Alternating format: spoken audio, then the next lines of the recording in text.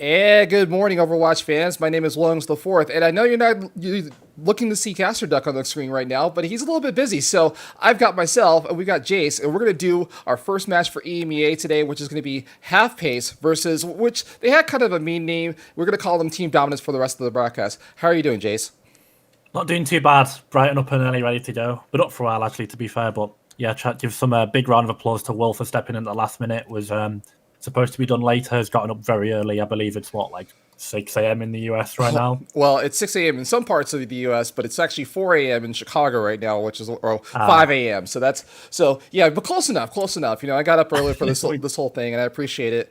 And also, since we were a little bit late, the show must go on, and the teams are already loaded into Busan and everything. So we're just gonna get right into the match here. We'll talk more about kind of these teams and how they're set up as we go on. But here we go. We're into Busan now, and look, I'm not sure about both these teams. You said you're familiar with Half Pace, correct? Yes, I tested Half Pace last week. Very strong. Played heavily around those two DPS who their names are going to be consistently on the tongue. Will, that's for sure. Mr. Dragonlaw, very experienced player and killer as well. Been particularly deadly on the Tracer, on the Reaper, on the Sim. It looks like they're going to go on pretty much what they were playing last week. Going to be playing Mecha Base on Ball Sigma to start against Team Dominance's Rush. So SXJ got the counter pick on the Doomfist. Let's see if he can find any value onto this very, very flimsy and very low HP, low resource, low peel backline.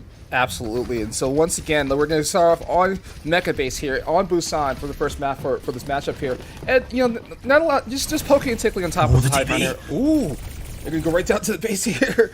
And they're just going to drop right in. I mean, like that was just like a random teleporter right in the middle here. But either way, yeah, I was going to say that there was some poking and tickling going on in the high ground, but now they're going to just drop into the point here and just going to and then 3 kills are going to come in for Half Pace. And we start out this matchup in very early in the morning and get this party started.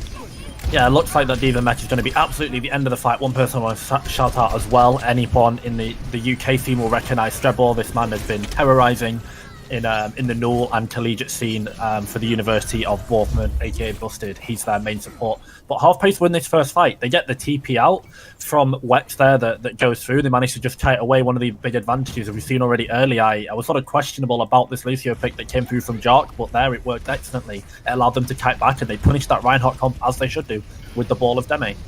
Yeah, for sure.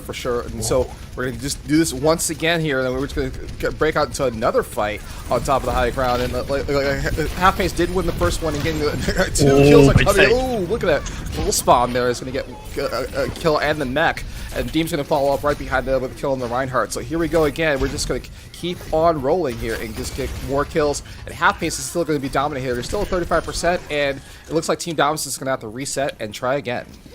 Yeah, they keep going with the Sim TP from Wex, but at the end of the day, like, you're absolutely right. They're just going to keep rolling, and rolling really is the essence of the game here for Half Pace. Deme on this Wrecking Ball is going to do just that. He's going to displace. He's going to split these supports. Going to split one of these squishies, and they're going to get blown up by Killer or Mr. Dragonlaw. Killer found himself a 2k stick in this last fight. If he can find something here early, it's going to be even better. But now they're trying to press on. The support ult. Yeah, the teleport comes out again. The Graphitic Flex is going to come out and get nothing off the jump, but it's not going to matter here. It looks like Half Pace is going to just follow right back up with the Soldier as well. Some of the ultimates got invested from Half Pace to get into this fight, but it's still Team Dominance on the back foot here, and they're not being dominant at all, and they're still just like not fighting this point. It's just that every time they rotate around, Half Pace is there to meet them with all the Sigma in their face. But they don't push Kex. Kex is out there on the angle. They managed to displace him. Looks like they're just going to go for a quick rotation onto the objective. So aggressive onto the Senor. So looks like they can find him. Yes, there we go. LP is down, so no Discord. Oh my goodness! Here we go again. It looks like Half Pace is going to cruise to an easy 100-0 victory here, unless they can put something together. And not so as the pulse spot comes out again from Killa to get one, and also the attack visor is invested in this fight as well. And it just looks low, but over here there's overtime ticking away, and somebody's on this point, but I'm not sure if it's somebody. If necessarily they can do much about it. Okay, the D.Va is going to be popped right here. There's a last bit of desperation, but again, there's no one here from Team Dominance unless nope, it's more of the same. The more kills comes in. It's just a matter of time now. We're just going to clear off the D.Va. Okay, the Blizzard gets invested. Did they get anybody off of it? Yeah, I think it's a prayer. Yeah, just the wing and a prayer. There we go. It's just, you know, a little bit, you know, a desperation play for posterity's sake, but not much else. And 100-0 for at half pace, and they're going to go up 1-0 on this map from Busan. We'll see what go next. Yeah, it's a bit of a prayer. The fight was very scrappy. It was very split. It was very long as well. And when you win that first neutral fight, you win that first control, you get to dictate the tempo. Half pace were just quite literally rolling all the way to the bank. I like the broad comp from Team Dominance, but I think it just gets completely countered by this half-paced composition, ladies and gentlemen. It's Ball Sigma into Brawl. And we even saw the Sim TP come out from Wet, right, to be able to stage and to be able to quickly close the gap. The part of the fight, the poke phase, that ability to gauge onto them and get the Reinhardt in the swing range. The thing that most broad comps really struggle with against this Reinhardt, broad comps against this ball comp, against this Zenyatta. And they just, even then, they got blown up before they transitioned. Half pace, if it ain't broke, don't fix it. But Team Dominance now going over to, I think the counter comp to this, going over particularly that Winston in Sombra. So it's all eyes on Melon and SXJ to be able to find high priority dimes and high priority hacks onto either of these tanks.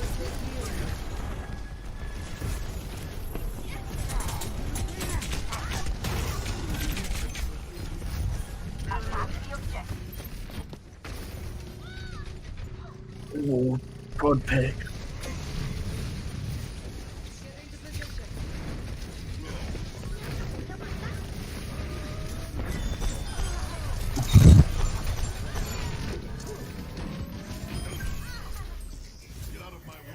Yeah, once again, half pace just sort of take control of the objective, even though Team Dominance's comp really, really wants to. If you have to swap, ladies and gentlemen, absolutely, I think you do have to swap after this first fight. I think Team Dominance were on the better comp, but seems like I'd like to go with this May and this Reinhardt. Not sure how this is going to work out. Interested to see nonetheless. If it's something they've practiced, if it's something they've got in their back pocket, then hey, let's see them go for it. But half pace now, they've got the angles, they've got the control, they've got all the time and pressure in the world. LP falls though, so this could absolutely be a window for Team Dominance to get a foothold back into it.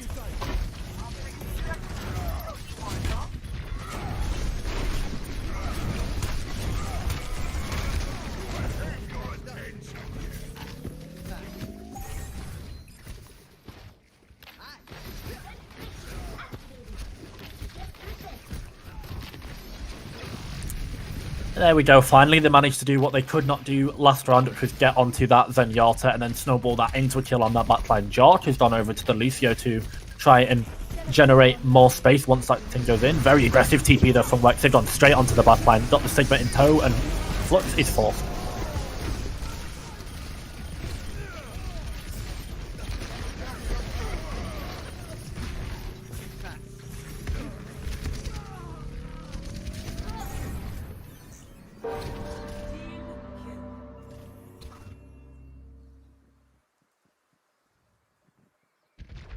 Yeah, absolutely. They're going to get the 31% on the board, so it's not too bad. This window is going to be very, very healthy for them. But again, they have to rotate into this board composition. And Mr. Dragon Lol, the killer, have been doing so much damage on these angles. They've been pincering this broad composition that's come out from Team Dominance, and it's been really, really deadly. So high pressure on Juzo in this next fight to find one of Killer or Mr. Dragon Lol and just absolutely smother him. There we go. He's got his eyes on Killer straight away.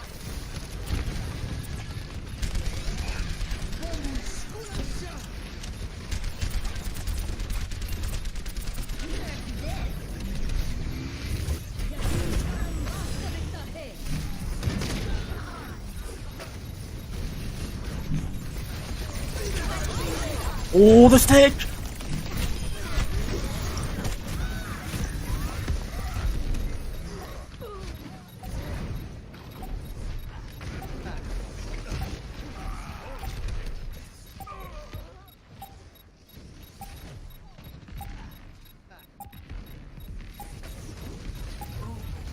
This could be it.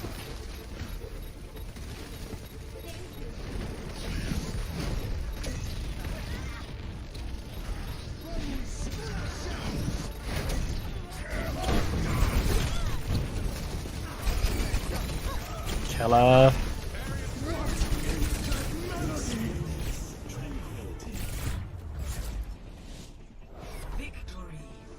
Yeah, half pace take it in a counter comp. I think they win on paper and they won absolutely in the lobby too. Just very, very clean play from them, doing what they do best, really playing around these two DPS, but no no disrespect can be shown to this backline, particularly LP here. Found so many clutch discords as you need to when you're playing Tracer Soldier against Brawl, ladies and gentlemen. All the sustain in the world for those two, but LP just being able to ding people like that left, right, and center. You see the assists on that kill onto Wex, so many. The speed boost, the Discord orb, the Sigma got a few hits in there as well. Clean play overall from Halfbase. We expected it. They've gotten this far in the round. They've got to losers round 8, I believe we're in. And they've beaten some good teams in the upper bracket as well. So these guys are no slouch. As we said, a veteran experience coming in from Mr. Dragon Lol on that Soldier was just a very steady, consistent guiding hand throughout the entire map.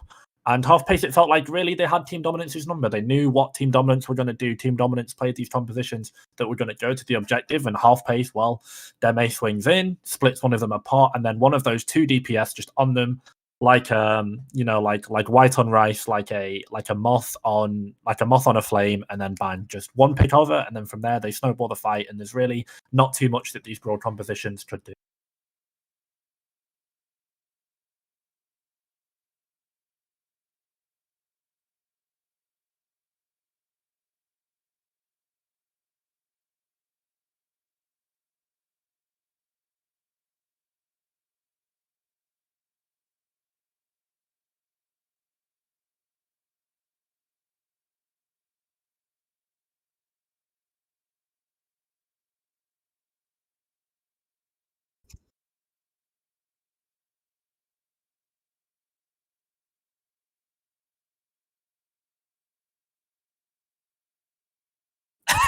It is 30 minutes to 12 right now, and then for the rest of Europe, it'll be about 30 minutes past midday.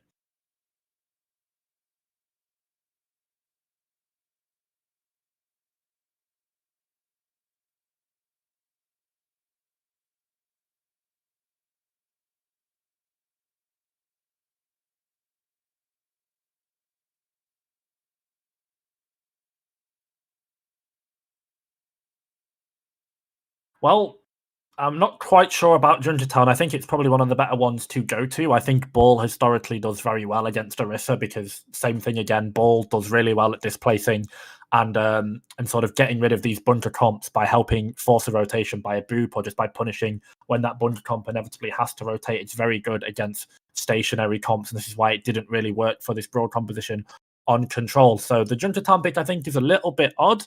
Maybe Team Dominance haven't quite done their homework on Halfpace, who knows? But if they're feeling confident with something like a double shield, maybe a HUD comes out, maybe a Sombra comes out that we saw for just a flash from Team Dominance, then hey, potentially they could pick it apart and go one by one. It's going to be a big uphill battle. It's going to be a game of stages. It's going to really be just step by step for Team Dominance if they want to beat Halfpace on this map, because I think honestly the mechanical ability of both of these DPS that Halfpace have shown, Mr. Dragonlol and Killer, it's going to be an uphill battle, and really this is absolutely the map where if we're going to see the true power from LP, from Mr. Dragonlol and from Killer come out, like Junkertown is it. It's going to be a sniper's heaven. It's just going to be a crow's nest for them on this defense, but for now we're going to see if they can attack against a pre-setup from Team Dominance, so who knows.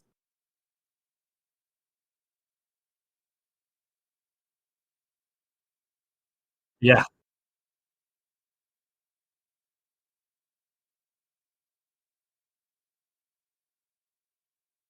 yeah, it's not.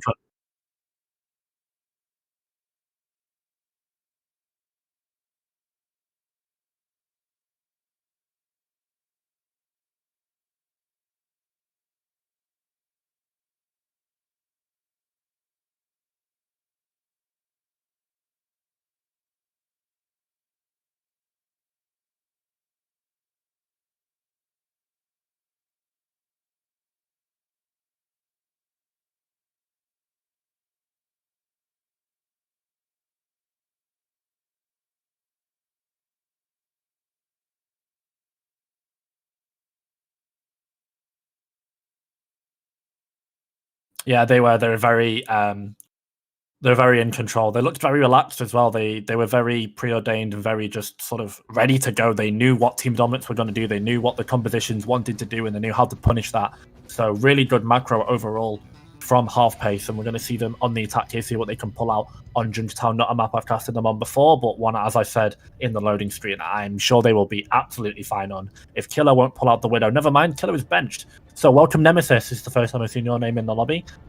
Welcome. Going to have a big shoes to fill for Killer, who is definitely more of a Tracer player, and Tracer not the best on this map. Because of the dominance of snipers. Obviously, you know, Tracer, I think, historically good against something like Widowmaker, be able to smother, but the distance you have to go, it's sometimes, you know, really, really unreachable, and often you get your recall forced and you're in no man's land. I like this forward hold, though, from Team Dominance.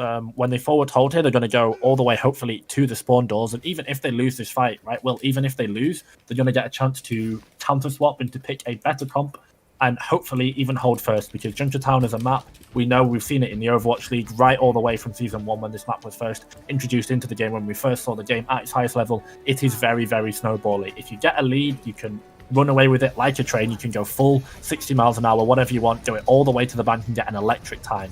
But for now, Team Dominance, I think absolutely that's what they're looking for. They're just trying to drain time by sitting in this little shack on the left.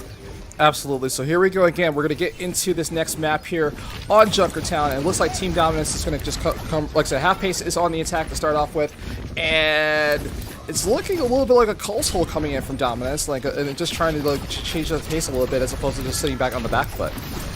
Yeah, they're just trying to live in this room as long as possible. You cannot live against the execute beam or this spam damage, though. The lamp came out just a second too late from Johan, and they were punished with that instant beam, that execution. Nemesis, hey, if they're a very good Echo player, one of the best reasons, one of the best maps to bring him in for, and they're going to get this snowball going now. Will Team Dominance swap? This is the main question I've got on my mind. It looks like they aren't, and I don't mind it too much. If they can take another close fight, then what they need to do is they need to get on top of LP on this hand. If they can do, then that's first step down. But for now, they're just going to take a close hold and try and stall out the payload in this inside room here by the Mega. So here we go again. We're going to get to this cart is moving forward here, and Team Dominance is not doing a good job. If they were trying to do a close hold, we're not doing a good job of it all. But the bomb's going to come out as well. It's going to get right to the top of this point here and going to put in the damage. I think the bomb went down quickly. No, it's still standing, it looks like right now. And the window gets invested in this close hold room here, but not much else coming up from Dominance. They're just staying into this side and seeing if nothing is working so far. Okay, yeah. like, are you just playing to stay in the house here and just keep it? Yeah, absolutely. They're absolutely just playing for time. They're going to get fluxed by Kex here, and then they should be the go button for this team. What they're doing is they're just forcing ultimates, they're forcing time.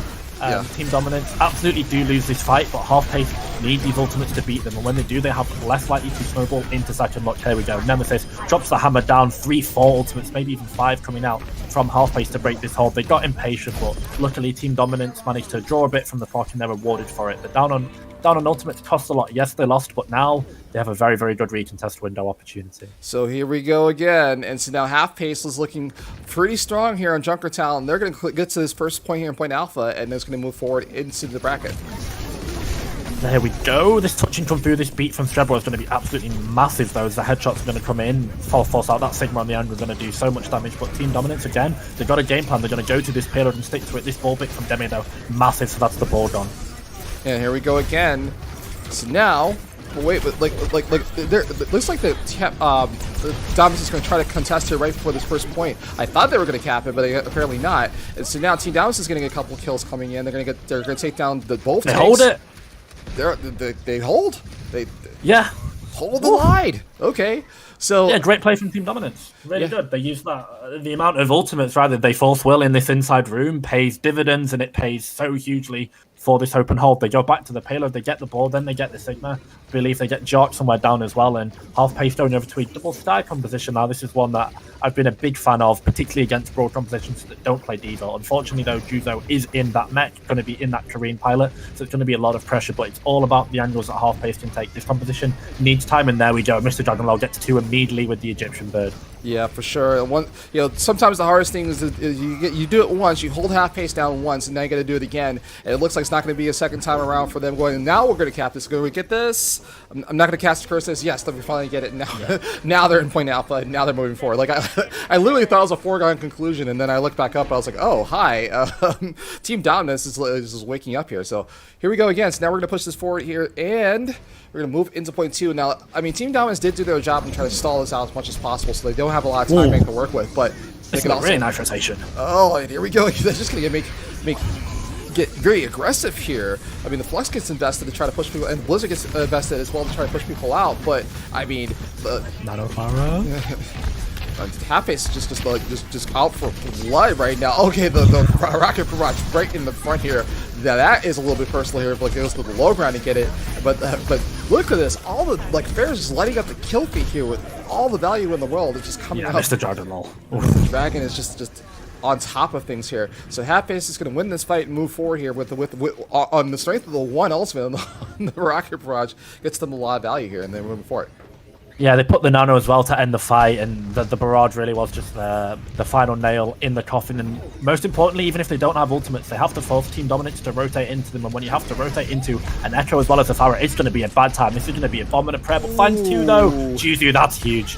Yeah, that's huge from Team Dominance. They get 2 kills with the Diva Bomb, and now it looks like, again, it's a little bit back and forth matchup here coming up, and like it's just gonna win this next fight. It just seems like they're catching Half-Pace kind of out of position here, and it's just taking advantage of it. And now Half-Pace is gonna reset, but again, slow steady wins the race here because this time bank is whittled down almost to nothing. They're at minute 23 in the clock, and Half-Pace has to step up a little bit. I mean, they can't just cruise into this second point like they did in Busan.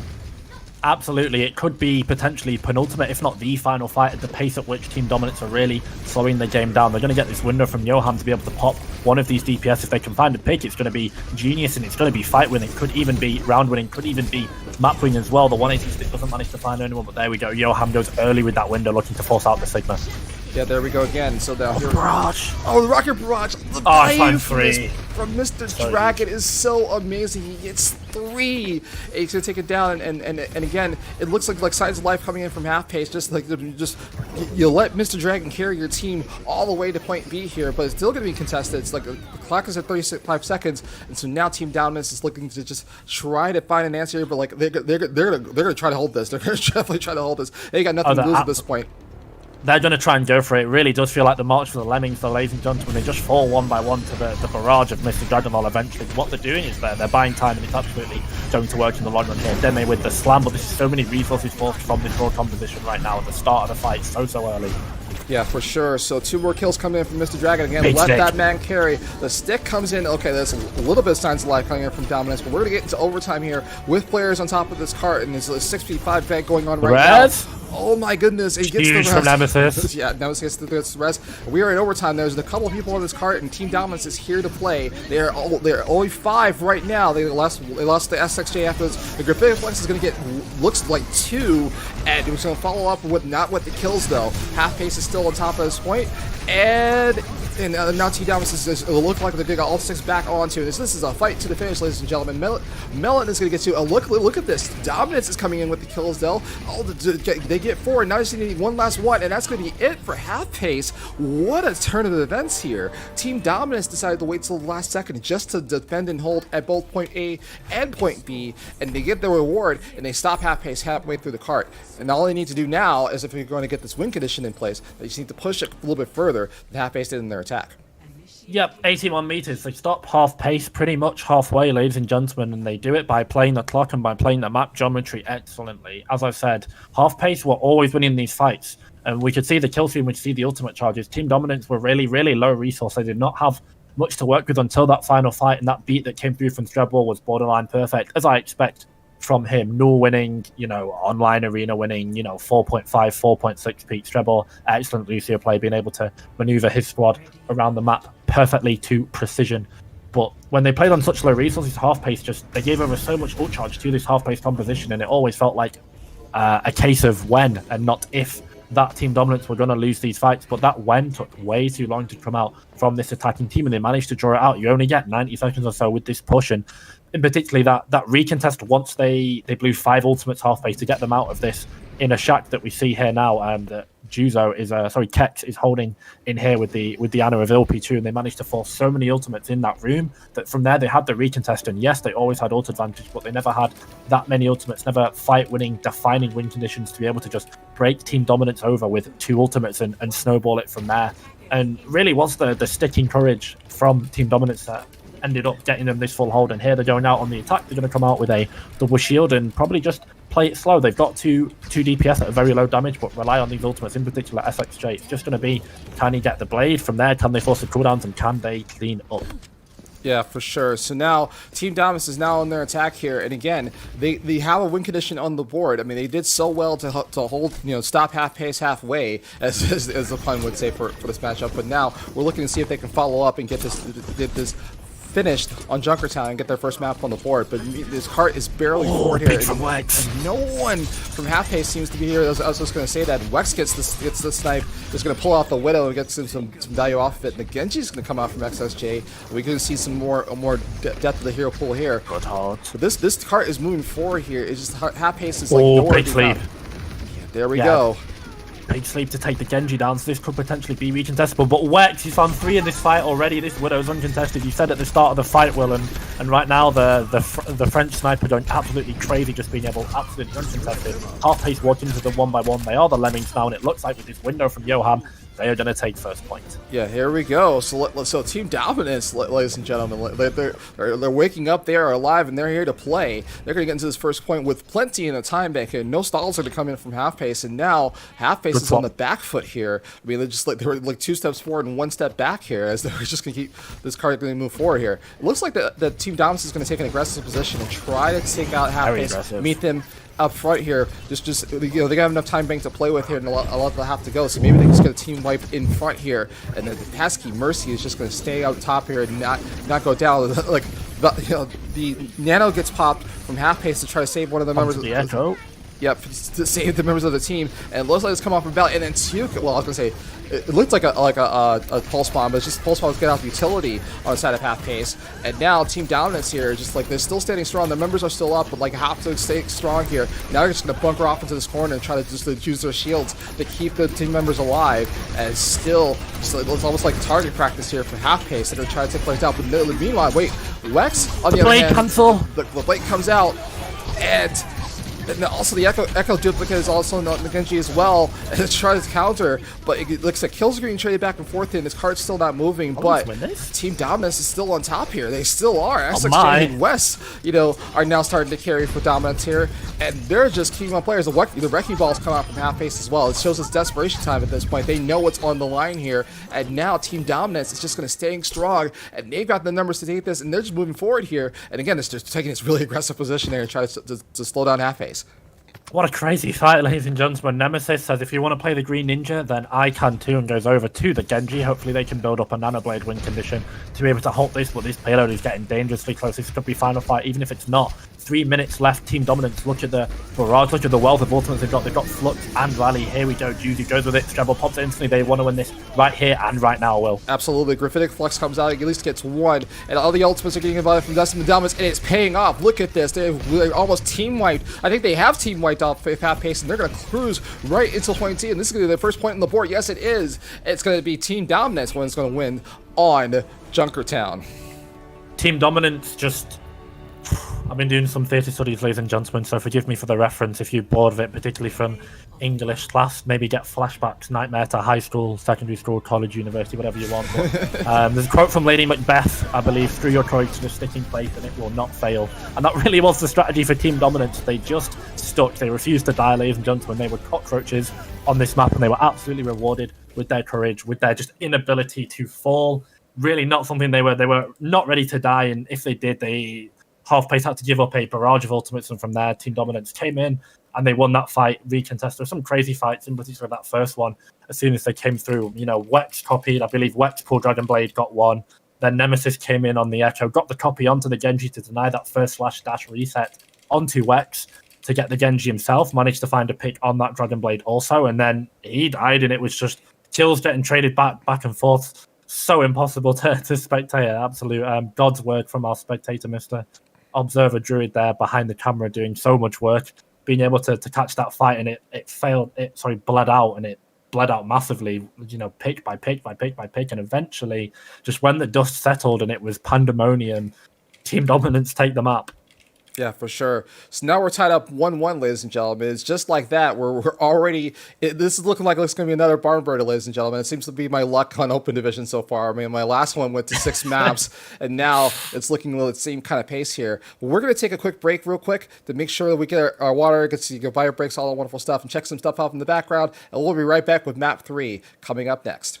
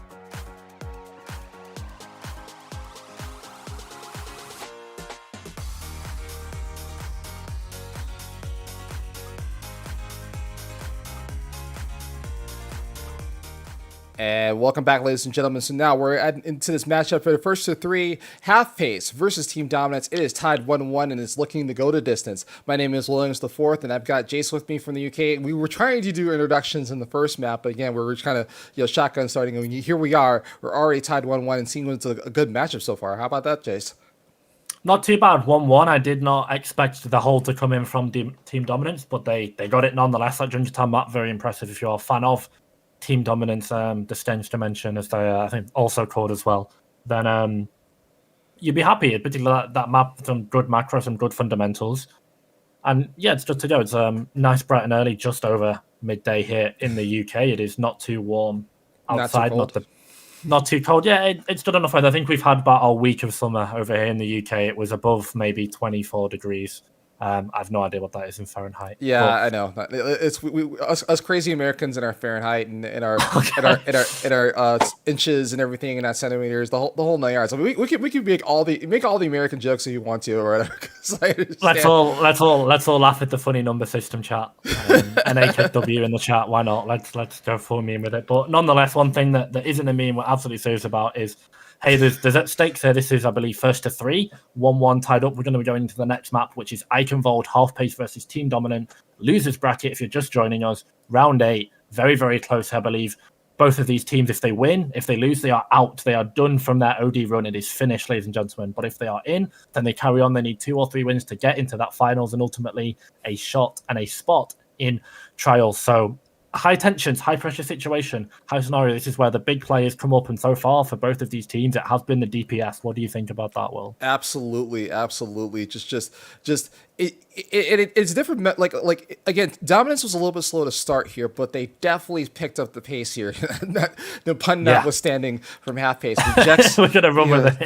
Wex and JXS on the other side, which is so amazing in that last map here. And now we're gonna get into Eichenwalde, and again, no side swap here, so Half Pace looks like we will stay on their attack here for this. And look at this beautiful map, ladies and gentlemen. Eichenwalde is such a great. But just like I was saying, the DPS from Team Dominance is definitely coming up to speed here. Wex and SXJ, they showed us the Widowmaker on the last map as well, along with a Genji, which is not exactly meta, in this whole phase right now, but it's still worked out for them. So we're just gonna keep this rolling.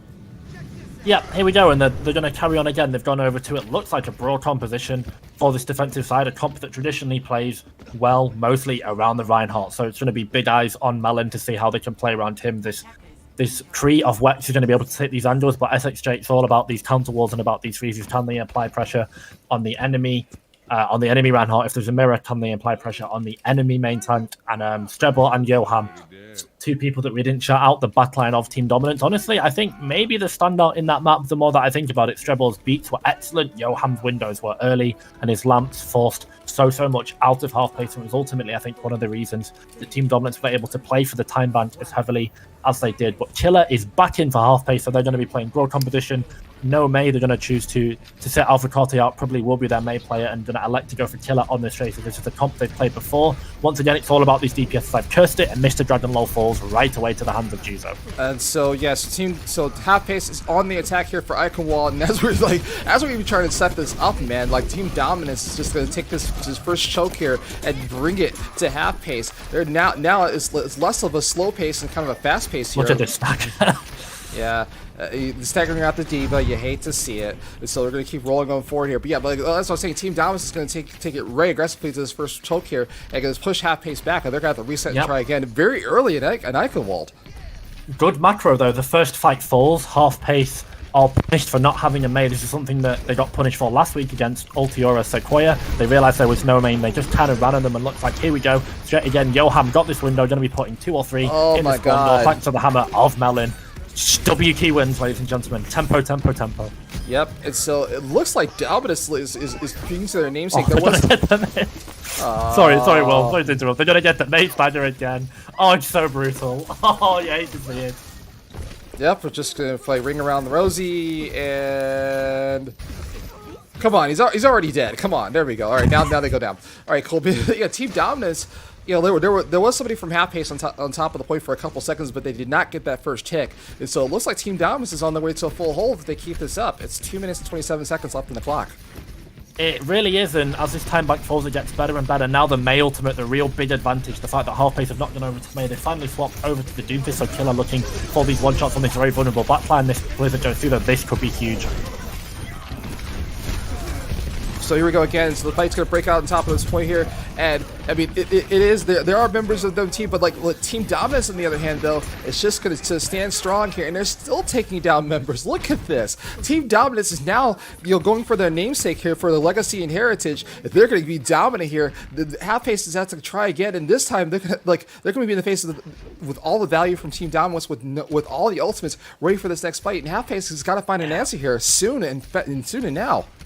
Looks like the answer is going to be the May Mirror, though. Killer finally had enough, gone over to the Chinese Shi Banshee, but this ultimate banshee that can come out from Team Dominance really puts them in absolutely the driver's seat. This is a war from Mr. Dragonlord that's just not quite going to go through. So many ultimates. Half-pace really want to win this, but this beat from Strebor is perfect, keeps all of them alive. That's a 5-man sound barrier. Okay, so the Deadeye got nothing, but it doesn't matter. Wex is going to still follow this up. It is all dominance all the time. They're just going to keep rolling forward here. Half pace is just coming up short. Look, like what happened to half pace? They were so dominant on Busan, and now look at that on Eichenwalde. It's looking like dominance is just going to come up to play. They're going to stagger out the Diva again. Oh, poor Gags. This is almost comical at this point here. They just This is cyberbullying. This is cyberbullying, ladies and gentlemen. This could be a hate crime. Who knows? Strebor gets the final pick, but half pace here. I'm not quite sure why they elected to stay on this broad composition.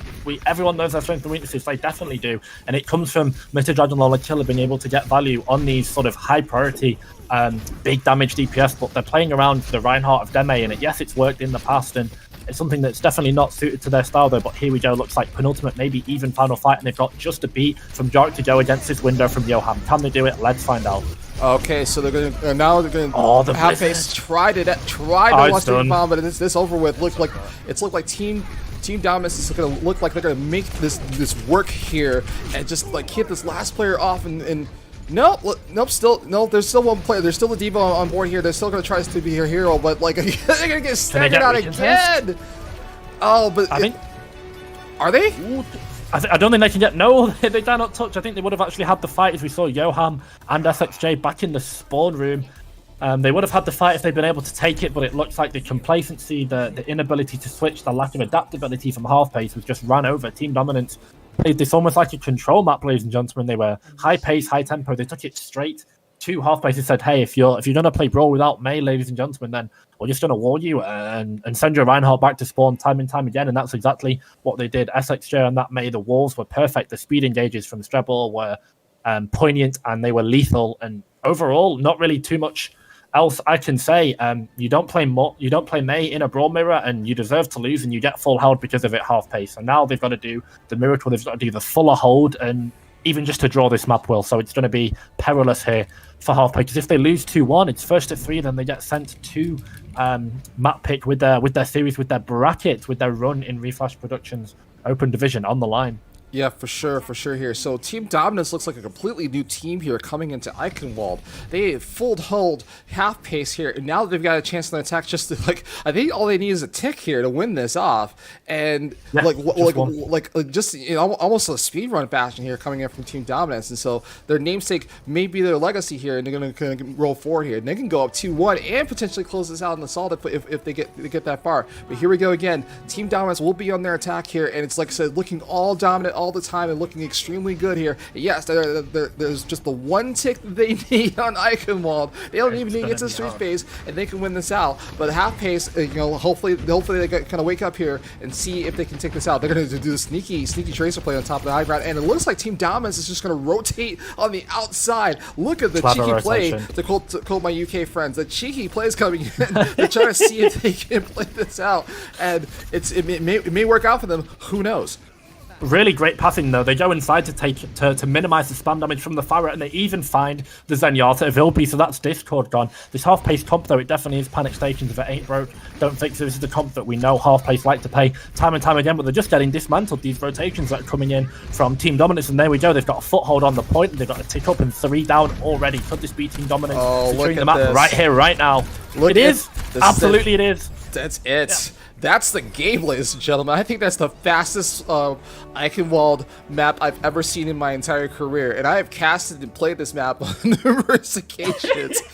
What a dominant play coming in from Team Dominance here. That's all you can say is just straight up dominance. It was, and the most I think pleasing part about it was just the way that they fundamentally understood their composition and what it wanted to do. They saw that the Farah came in from Mr. Dragon Ball, so what did they do? They didn't panic, they didn't just sprint it down mid to point. They went on this long rotation, they went inside to minimize the Farah damage, the Farah spam that could come in from Mr. Dragon Ball. Then they drop, then they go inside again, they managed to find LP on that back rotation. So that's no Zenyatta gone, and from there it's just piece by piece. They take down LP, then I believe they get Killer on that Tracer, who's been kind of picked off a couple of times. We've seen that from him. Last time I casted him last week as well. Seems like that problem for half pace has not been picked. But honestly, I think even though that board composition was the counter to the Farah, the way that Team Dominance played the rush so well just was never opportunity for half pace to really get into that fight. And yes, they didn't manage to even put up a fight on this first hold. They gave over that tick almost instantly. I think it really was, I'm sure you agree, Will, it was that first hold, that lack of Mei, that Brawl Mirror, losing in such a dominant fashion to the Mei that came in from SXJ that ultimately just sort of landed them on their own sword, for lack of a better term. Yeah, for lack of a better term. Look at this. Like, we were talking about how this might have gone the distance, but I mean, I don't know if I cast a cursed half pace here. It still could. It still could, but but with this last map, with this fast Eichenwalde, Team Dominance is now on match point here. Our time might come to an end very, very shortly here if this is going to continue. And we're going to see. It looks like for our assault map, it looks like that half pace is going to bet their tournament life on Volskaya Industries, ladies and gentlemen. Volskaya. So, what do you think about that, Jace? I think I like it as a map. It looks like half pace. I don't expect them to play Brawl. It's a map that Double Bubble is very good on. You can still play Ball Sig. Ball Sig, I think, is absolutely the half pace comfort. It's something that they really, really want to go over to because it just allows, as we said, Deme to get these big slams in, LP to find these discords, and most importantly, Killer and Mr. Dragon Lol. It's a Tracer map, and Killer, if he's going to be in, playing Tracer, if Alvacarte, who is, I really didn't realize was Nemesis, apologies chat, but Nemesis aka Alvacarte, if they're going to be in, if he's going to be in, then Genji is absolutely on the table. It's one of the best Genji maps in the game because of your ability to win the neutral fight and then pull out the blade, pull out that weave stick and just slash and dash all your way through second into an electric time bank. So options on the table for half pace. Let's see what they go with. If you're Team Dominance, I think you play Double Bubble. I think you just let Zarya run rampant in the mid fight. You slow the game down exactly as they did on Junkertown. And you go from there. But even then, the Reinhardt comp is on the table. You can think about the rotations you can take on these inside maps, these inside points. So it's something that, again, who knows? But Team Dominance, maybe they just decide, hey, if it ain't broke, let's not fix it. They just go back to this Reinhardt comp, SXJ on this Mei, Strebor on this Lucio, Yoham on this Baptiste. Those two cannot be underestimated how excellent they've been to be able to spam, to soak, and to rotate this broad composition. Everything to be able to get onto this. Sorry, let me just take a breath, ladies and gentlemen. My brain is a bit scrambled. See, let me help you out real. I'll help you out real quick. Yeah. So the idea is that, like, let's listen. This is it. This is Team Dominance on match point here. It is win or go home. If they do not put, if half pace doesn't pick up the pace here and get to at least to half pace, they're at a quarter pace or a 16th of a pace or whatever you want to call it. They're going to be out of this tournament. Right now, I think. And just kind of like in weird fashion here, right? Like, again, they were looking so good in Busan, and Eichenwalde was just not their thing. And Volskaya, being a stall-heavy map, and most teams don't even complete assault maps, and especially at the higher levels here, I'm kind of worried for half pace here. Like they may be able to put up a fight, but not that much. And if they get full held again, what's to stop them, right? And on top of that, they're not even going on attack first. They're gonna let half space go on attack again. So again, is this going to be another full hold? Is it going to be another setup here for this? I don't know. But like 2CP, has strange bedfellows here. I'm trying to pull out my yield English terms here and acronyms and puns. I can't do it. It's like I can't do it with a straight face. So we'll see what they can do. But man, I'm looking at if you're a half pace fan right now, you got to be a little bit worried here that just could cough the back foot. Yeah, absolutely. I can pull out some Shakespeare mid-map, even though we will be going to the cold winters of Siberia, Russia, ladies and gentlemen. But 2CP doth not a fair maiden, ladies and gentlemen. It is a cruel game. It is a cruel game. If you lose that first fight, you get snowballed by ultimates into second, and if you win that first neutral fight as the attacking team, you build up those ultimates, and then you roll to second point. You press Q. The enemy, because they did not win a fight, they did not build ultimates, they died, were unable to press Q. And then it's, what can you do? You're just fundamentally down ult advantage. And whilst 2CP respawns LOL can absolutely come in, particularly on the likes of Anubis or Volskaya, Hanamura is an infamous one as well. Pretty much all the maps that are in the pool at the moment that haven't been deemed too broken by Blizzard. But yeah, we're going to get the confirmation that we are going to be going over to Volskaya. Yes. And this is a map that lends itself, I think, probably the least out of all of them to respawns, just because of the length that you have to go through and the fact that you've got two very narrow chokes that they have to come onto point. I think Anubis and Hanamura would have lent themselves more to the snowball. So I think it really hinges on this first fight, because if Half Pace managed to win this first fight, then they could set an electric time bank, and that could absolutely get momentum back, and they could get them from, as we've said many a time this series, from a jog into a sprint and onwards. But Team Dominance, who knows if they can draw time bank with this May composition, with this rank composition. As we've said, we saw on Junkertown, ladies and gentlemen, Team Dominance were just unable. They refused to die in that inside shack on Junkertown. They've gone from 80 degrees Fahrenheit scorching heat of Junkertown now to go to the chilly winters of Siberia, Russia. Let's see if this cockroach refuses to die on Russia, ladies and gentlemen. Because if it does, if it can stand both scorching heat and freezing winds, then could be the series and Half Pace's OD tournament run could be done right here, right now. Quote the Raven, nevermore. Anywho, keep going into this next match here. It is going to be Team Dominance. So somebody was listening to me, because now Team Dominance is on their attack first as opposed to Half Pace here. So we're going to see what Team Dominance can do. It is match point for Team Dominance, ladies and gentlemen. And if they can pull this off, they will move on into the bracket. And Half Pace is looking to keep their tournament hopes alive if they can hold them here and now. And they're just going to let Team Dominance walk yet again in the high ground. Again, the cheeky plays. I'm going to use this all use brackets all the time. But they're just going to high ground here, and Half Pace is just going to let them in. Yeah, they're just going to get them into this room, and from here they have to bait the fact that they have to go into point. Here we go. Now Alvacarte is in for this map on this Echo, looking to do as much bomb damage as possible, focus down that Rand shield. Once it's gone, there we go, but Deme falls, and that's a big piece of the puzzle for Half Pace gone as this Wrecking Ball out of the fight. Oh my goodness, right away.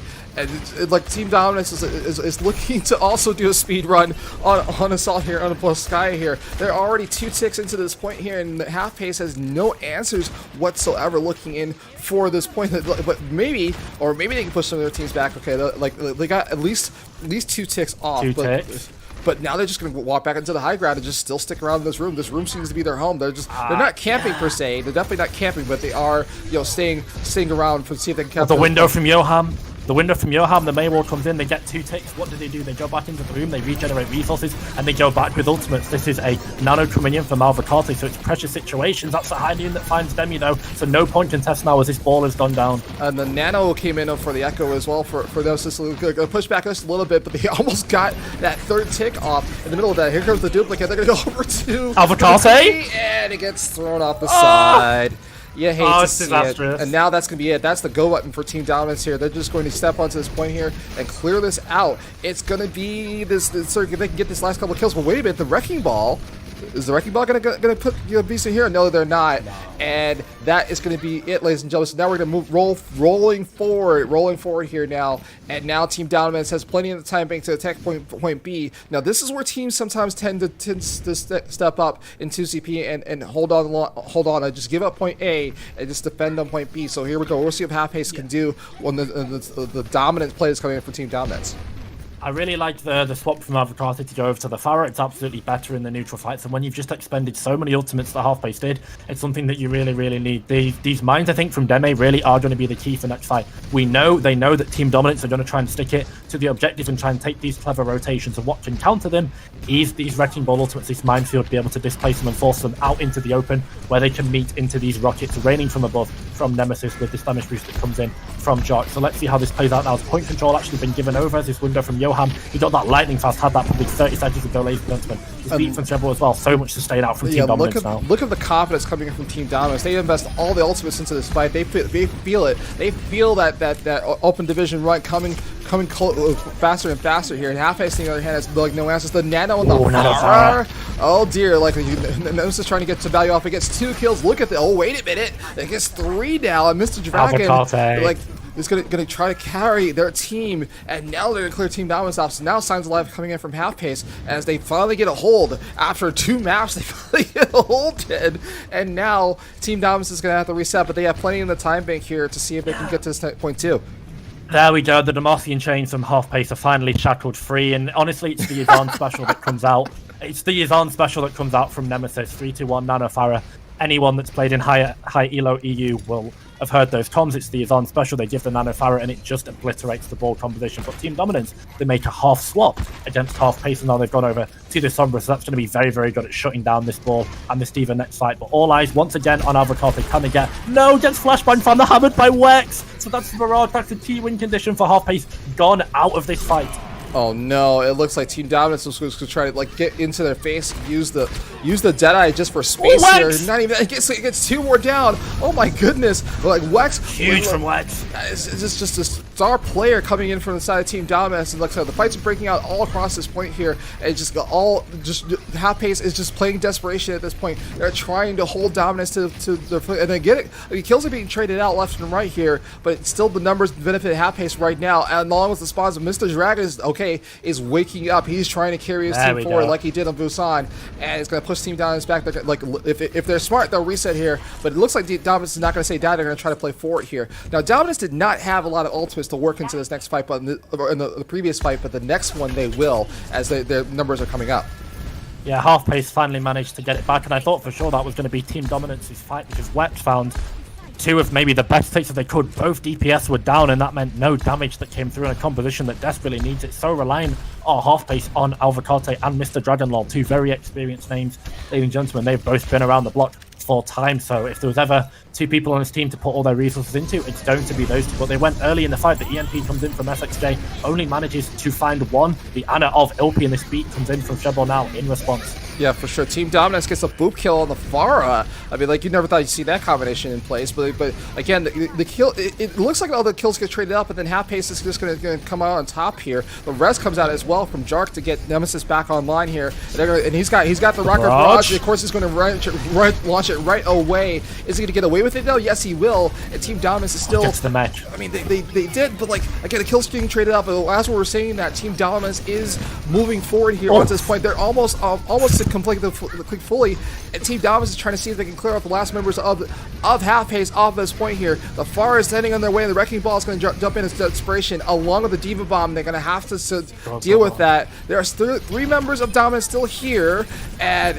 again, the kills keep getting traded out, but this Wrecking Ball is the hero right now. They are standing on top of this point strongly and trying to hold on for dear life. And 2 more kills coming from Team Dominance. The support, the Lucio, is just being a hero here. Gets 2 more, but again, as we say that, you know, more players coming from Half-Pace. They keep coming on to this point here, and Half-Pace is still holding Dominance off. They were so close to capping, but it's 30 seconds left on the clock here, and the time is just whittling away. Oh, another Rocket Barrage gets 2. The Barrage that's the end of the fight. Team Dominance, I think, almost got baited. They say imitation is the most sincere form of flattery, and Half-Pace really doing their best Junkertown Team Dominance impersonation there by drawing out the fight and extending it. And now it is actually final fight. 10 seconds. Team Dominance has to scramble to the point, but they are coming up on so many ultimates. So they got to move fast. They got to move quickly. I think Team Dominance, they have to do something here because like somebody has to touch. Then yes, they do. Now we're into overtime here, and Team Dominance. Oh, the hot fudge! They're so close and yet so far. And okay, and the support is staying on. Johan, there we go. Johan Strauss, Beethoven's 5th Symphony is coming into play here. Overtime is coming away, and now it looks like Team Dominance is getting the kills that they were looking for in that first couple of fights. There's 1 player left that's up, and yes, they finally can't cap, but it went into overtime, and so now it's a little bit of a weird game state right now, because Half-Pace now has an opportunity to, if they can cap with time, to maybe turn this around and get this next point. You know what? Say what you want about Moira, ladies and gentlemen. I believe she's just been buffed. Actually, something that I might be trolling, but don't correct me if I'm wrong, chat. But I think the buffs have actually gone through. So the buffs have gone onto live, and one of those buffs was Moira buffs. But nonetheless, say what you want about the nails, Irish lady, ladies and gentlemen, but Johan played them absolutely right, like a Fifth Symphony. It was melodic. That coalescence came in. It found both supports with the death beam straight over them, and from there, half pace. The little sustain this composition have was cut right under them. Firmly, those kneecaps were in the hands of Team Dominance. Half pace had no recontest potential at all, and from there they managed to stick themselves onto the objective and take the time bank. It was done in overtime, so the objective for half pace is now clear. It is double cap with at least a minute on the board to ensure that they are not going home from this bracket today. Yeah, not at all.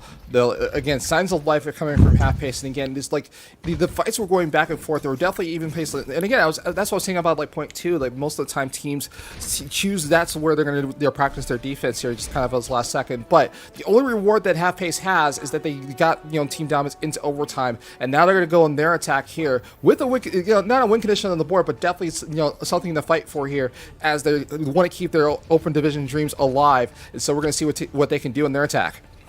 Here we go. This could be potentially frightening though, with Johan back on the Baptiste and they're back on the double shield. They played this so well on Junkertown. Did Team Dominance, and from here they've got so much sightline under control. Half pace. They've got this Dragon Blade ready for Alvacarti if they can build that up, and they've got the Nano as well for Ilpi in the back pocket. If they can sort of combine those two together, it's going to be a clear win condition, but it's going to take time. Look at this composition from half pace. No Discord, so no extended damage. They've got two flanches of Mr. Dragonball and the previously mentioned Alvacarti on that green Weeb Ninja, but it's just going to be a waiting game, and there we go. Wex gets that first pick onto Mr. Dragonball on the Tracer.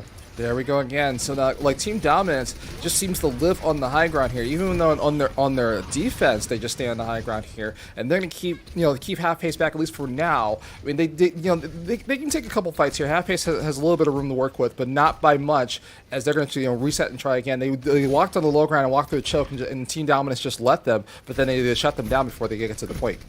So they do have a window of opportunity here where Johan doesn't quite have the window, but most importantly, Ilpi, the primary win condition on the Nano. So can they give it over to Deme? Let's see. But if they manage to save it, they manage to trade it, and they keep it with Alvacarti. There we go. They're just going to Nano this Genji and go straight in, really looking to play around this Cyborg Ninja, getting him towards Dragon Blade as fast as they can. Oh, no. Like, they have the Nano, but not the Blade. So we're just going to keep rolling here. Alvacarti, or Nemesis, to some people. I mean, it's just going to get shut down here right now by Team Dominance, and it's looking more of the same. Team Dominance, look at this.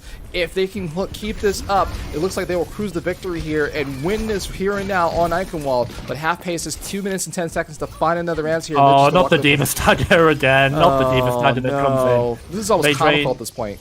Yeah, they drain more off the time bank, and Team Dominance are on a double shield, doing a bunch of composition. It should get dove quite easily, ladies and gentlemen, but just Baptiste and Braid, yet again, who is it? Strebor and Johan, I think, honestly, doing a great job at sustaining and being able to kite these tanks and boop them. Strebor, every time I look, he's got Rally almost ready, and he's got Inspire active. These whip shots have been really good as well, and now, yes, they're going to be going into pretty much a naked blade. Actually, no, I think they can wait for this Nano to come in from LP, but 1 minute 38, really high pressure situation for half pace. They have to be really clean with these engages, even with the flurry of ultimates that are about to come online for them.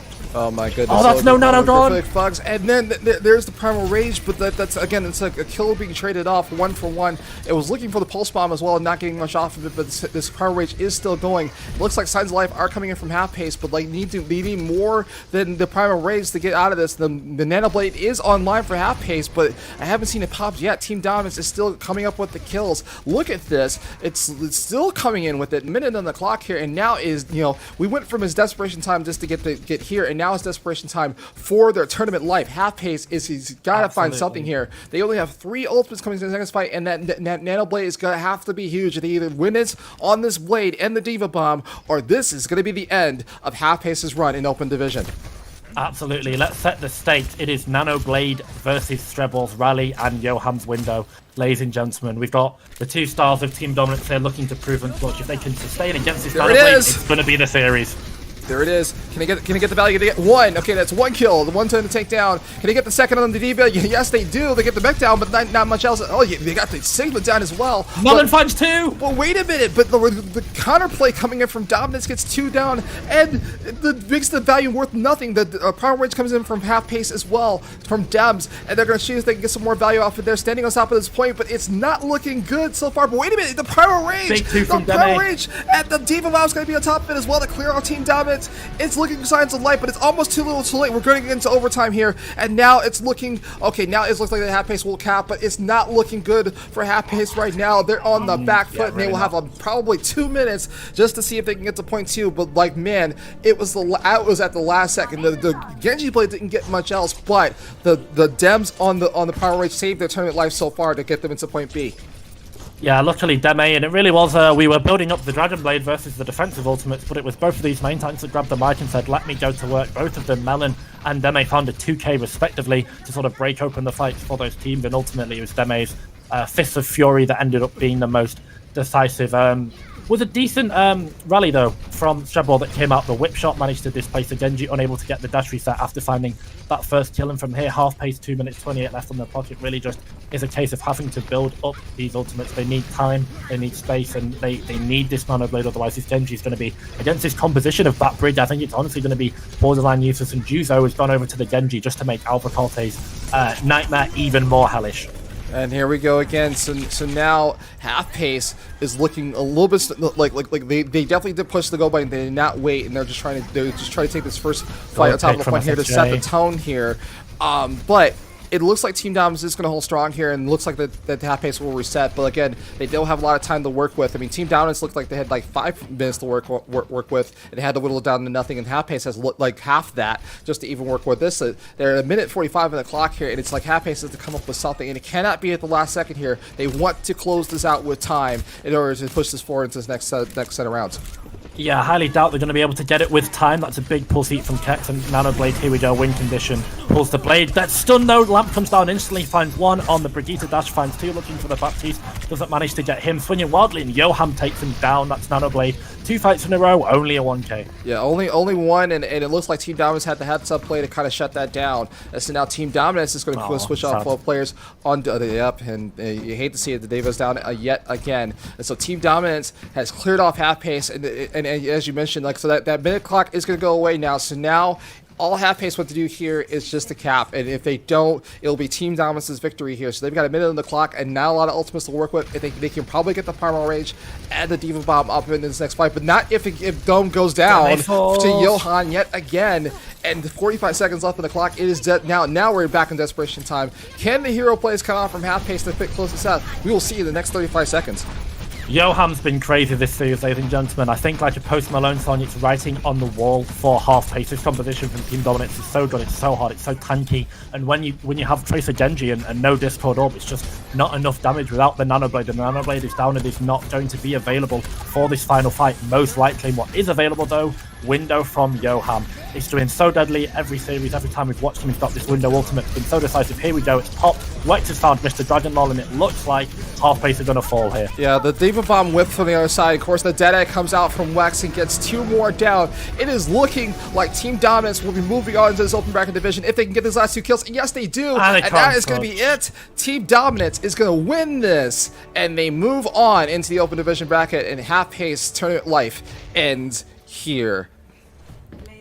Looks like a grumpy co-worker. They just needed that morning coffee wake up on that control map. They got that out of the way, the jitters perhaps for the pressure of the situation, and Team Dominance are going to be moving through to round 9 of the losers bracket, and we're going to say goodbye to half pace, a team that popped up and showed off all tournament. Big shout outs to everyone in their DPS. Here we go, like Alpha Corte, Nemesis there, Killer, so consistent through this bracket as well. Mr. Dragon Lol, a very storied name, and you know, LP no slouch either. Deme, you know, Vex as well. All of them put in very solid performances across these 2 weeks that I casted them. And I think, unfortunately, it was just the lack of flexibility, maybe from the DPS that came in, the reluctance to swap, the lack of adaptability. But Team Dominance were too clean, man. They played the compositions exactly that they wanted to, the compositions that were strong on the map. They played the picks, they played the meta perfectly. They had a very good understanding of their win conditions, and every time I cast Strebor, he blows me away and amazes me, and today is no exception. Johan, the same, going to be a name to look out for, a force, ladies and gentlemen. That's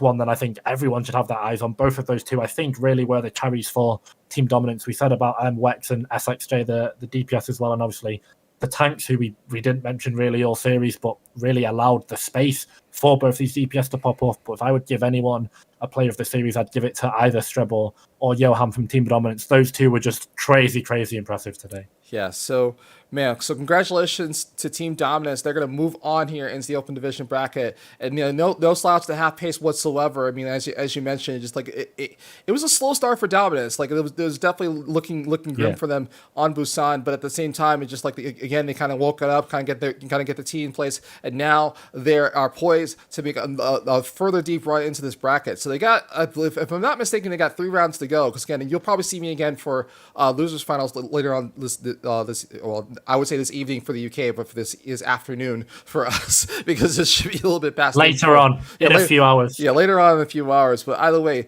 listen, I might not be here for this next matchup here, but if I'm not, like I said, like I really enjoy this matchup, and we're just going to keep these things rolling here. We're going to see what our next match is going to be. We're not sure as of yet because we got to see what else is going on in the bracket. But man, if this is what we had to look forward to so far on the EMEA, it's going to be an awesome afternoon of action here. So I don't want to say Jay's final thoughts yet because I don't want to jinx it, because like you should be here for the next one, but I might not be. So I'll see you in a bit. But like any final thoughts for at least for this matchup right now, Jace? Not you're not leaving, but like I might be. So any final thoughts?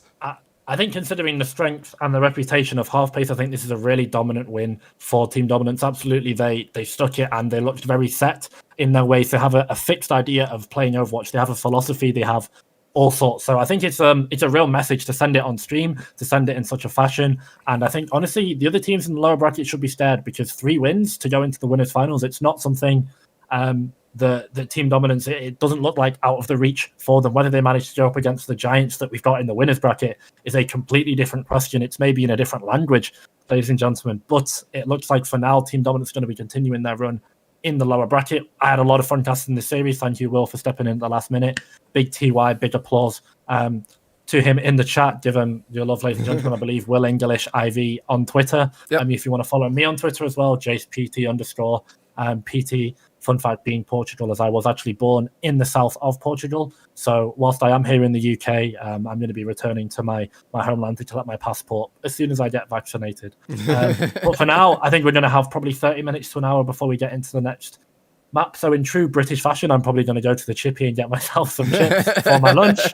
I kind of have to, because I am absolutely starving. But overall, really fun series. To be honest, who asked? No one cares what I want to eat, but what we do care about is Overwatch, and that's going to be on our way very soon. So don't go anywhere, guys. Stay hydrated, get vaccinated, all that sort of stuff. Have a lot of fun, and we'll be back with some Overwatch in the losers bracket round 9 very soon.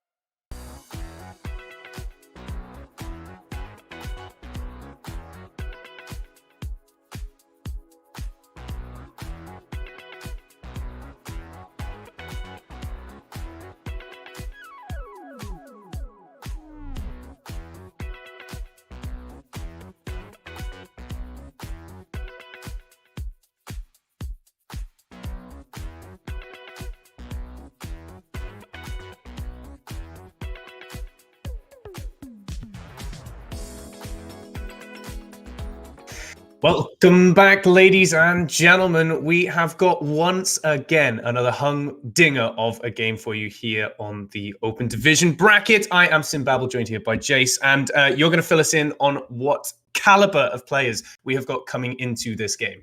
Yeah, to not pull punches, this is going to be a banger of a game, ladies and gentlemen. We've got Team Dimension, who've just come off a 3-1 win against Half Pace, going up against, some would call them Elo Guardians, ex-tier 2 players, stacked to the brim, Danish Kebab, who somehow managed to fall into the lower bracket, I guess after losing to Avoided on A stream. But nonetheless, they're here, and they probably aren't going to be ready to go home. So let me run you through both of these teams. We'll start off with Team Dimension, who just played on stream against Half Pace, like we said. Melon and Juzo on the tanks, very, very solid. Defaulted a lot to the brawl, which allowed them to play around the backline of Yoham and Strebor. Yoham, absolutely just so crazy on that Baptiste, so many good windows. Basically had window up off on cooldown more than he had lamp, ladies and gentlemen. Strebor is a winner of Null and Belong, so anyone here in the UK will be recognised with him terrorising the collegiate scene. Very, very fantastic main support out from the University of Bournemouth. Wex and SXJ, individually crazy players. SXJ's May, fantastic, and basically the reason they won Eichenwalde against Half Pace last game. Now, we talk about Team Dimension and how good they are, and Yoham and Strebor, and they've got to go up against Cronus and Ding, ladies and gentlemen. And if that doesn't say enough, then I don't quite know what will. Cronus and Ding, both ex-contenders, high tier 3, both of them absolutely crazy. Ding has been around the scene for ages, paired with his another Danish friend in Henningsen, and then to wrap off Danish Kebab, Ariel, Promifire, and Draken. So Henningsen, Cronus, and Ding, names that everyone should know if they've watched Contenders or Trials or Open Division, even at the later brackets as well. And they've got a huge test on their hands as they look to continue and keep their bracket alive. They've dropped into lower, but they're not ready to go home against Team Dimension. The first map is going to be Oasis. Yeah, and like you said, this is lower bracket, so it is do or die here. And both these teams coming in looking so dangerous. I mean, I'm gonna put you on the spot here, Jace. Who do you reckon takes this here in this series? And is it a close one, or is this going to be a complete down to the wire map 5 banger? So I think it is going to be full distance, like everyone send it, highlight plays, crazy back and forth. I'll have to give you my absolute confirmation. I think after map 1, even though the nature of control, as we saw last time, Half Pace were very dominant on control against Team Dominance, and then Team Dominance just kind of pressed the win button and then 3-0'd them on the next 3 maps. So on top of Team Dominance also being shaky on control.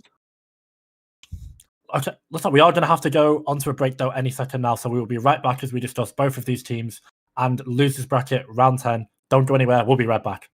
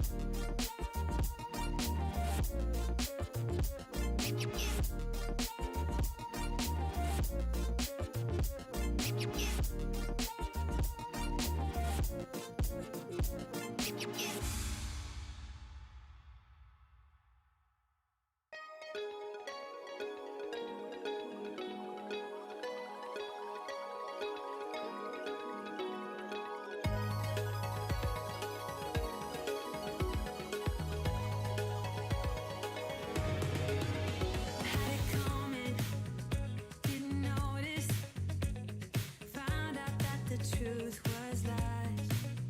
I wanna rewind. Isn't it obvious how we're gonna make this right?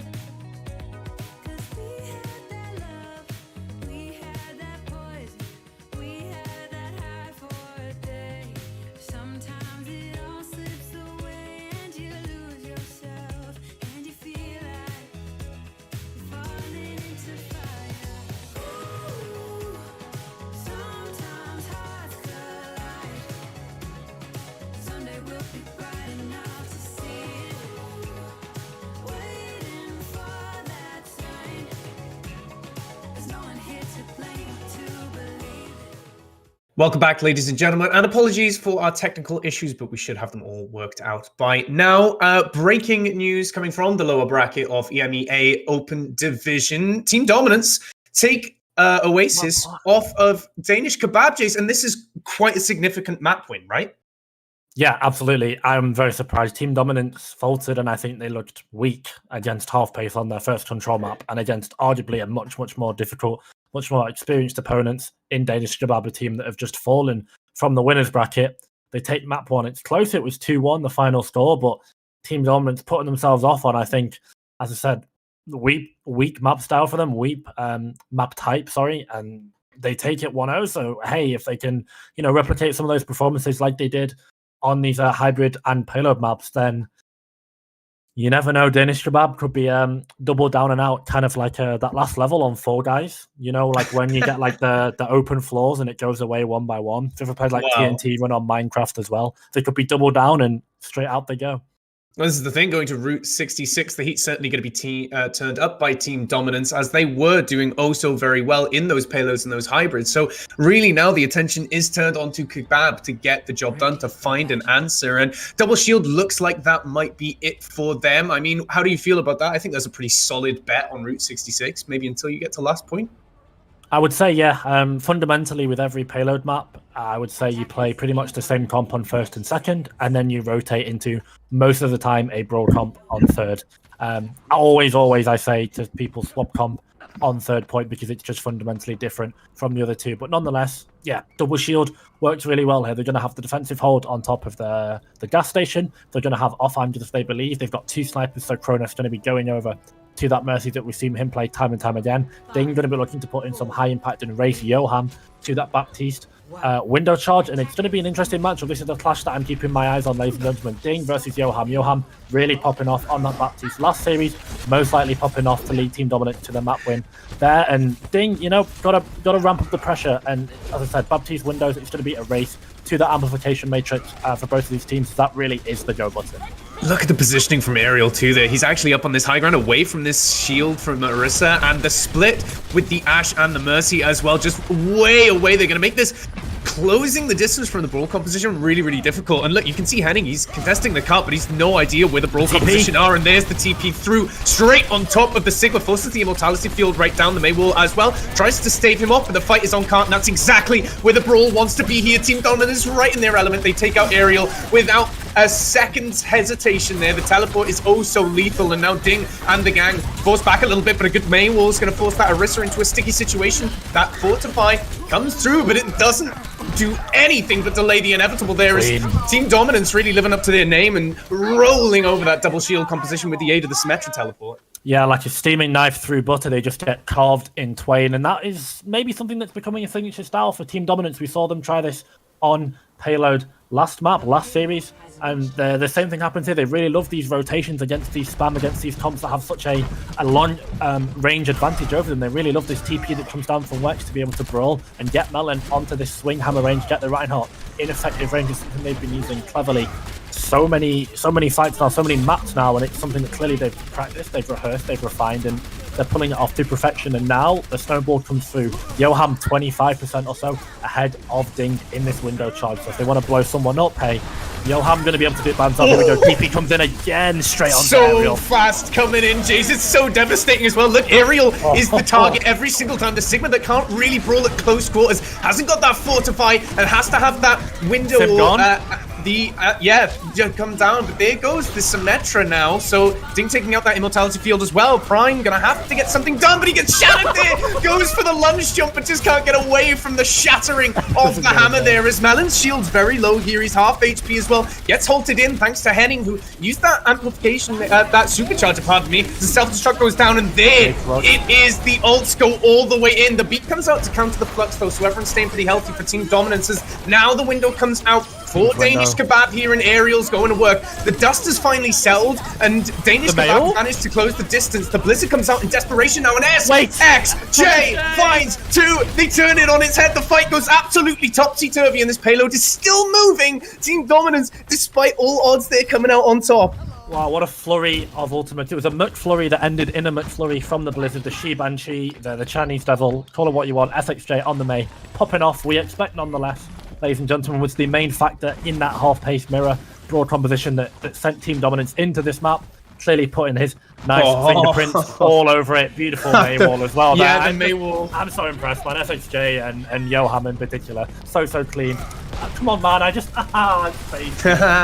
Cast a curse and SXJ will fall. That might mean that the double shield gets a chance to contest this payload and push the brawl comp away. The problem is they don't really have anywhere powerful to hold without getting absolutely steamrolled, so they just have to hold their position, which means, and this has been the key point for me for Team Dominance, is that whilst these fights have been going on, they've always had someone on payload. So it's been absolutely ridiculous that Danish Kebab, even when they look like they're winning fights, they're still losing payload progression. So here we go, we see Wex getting halted in and only goes to half HP, gonna be getting out with his life, and the teleport ready into the back left. The turrets go through, as does the right top of Ding. Ding goes down. They're looking for the Mercy now as well, and they're gonna find it just about, but that's gonna come in a little bit late there. Team Dominance nonetheless getting the job done, as Melon's feeling the heat from this Orisa, but the reinforcements are through. Bob can only do so much, and it's just tatters for Danish Kebab as Team Dominance really putting on the pressure now. They are absolutely snowballing up to 11. The Titans that lay sleeping in EU on Reinhardt will be grinning ear to ear. LH Cloudy will be so happy to see this level of aggression coming in from Team Dominance. I'm sure he'll be all over it. This is beautiful Reinhardt play. Absolutely enabled by the sim TPs of Wex to come in. Johan's got this window, and they're just going to go again. And SXJ. There we go. They find it.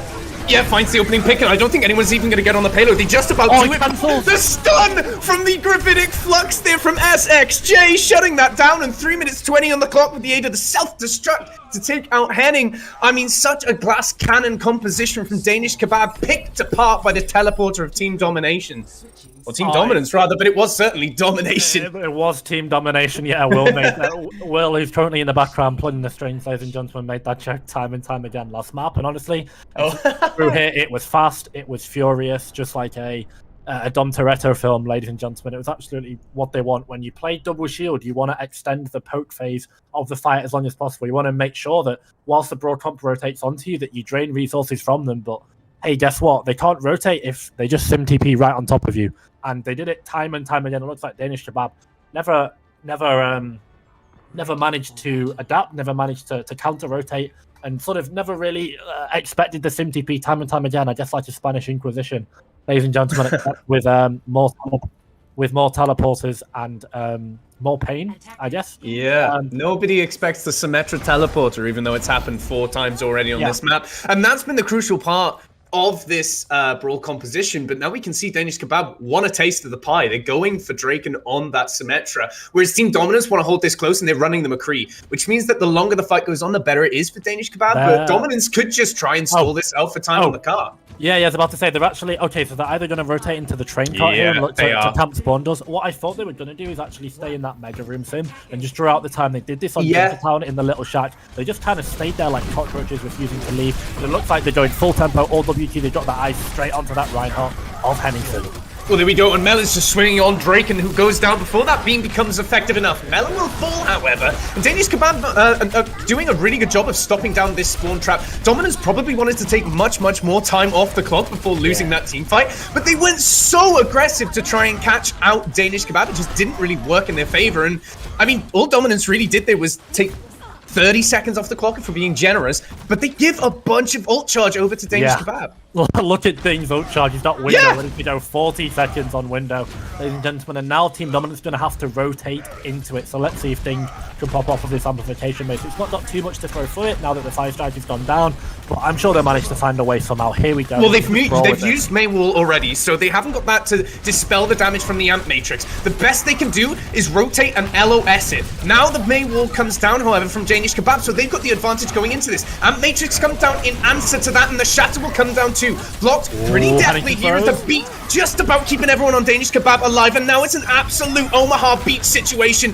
where it is just teams running into flurries of bullets, one after the other. When the dust settles, though, Danish Kebab coming out on top, but this has been a much harder grind for Danish Kebab to get this payload through first point than we saw Team Dominance have. Yeah, look what Team Dominance are doing as well. They're forcing out these ultimates, and this is 2 fights now that Danish Kebab have had to win and have had to invest ultimates to do it.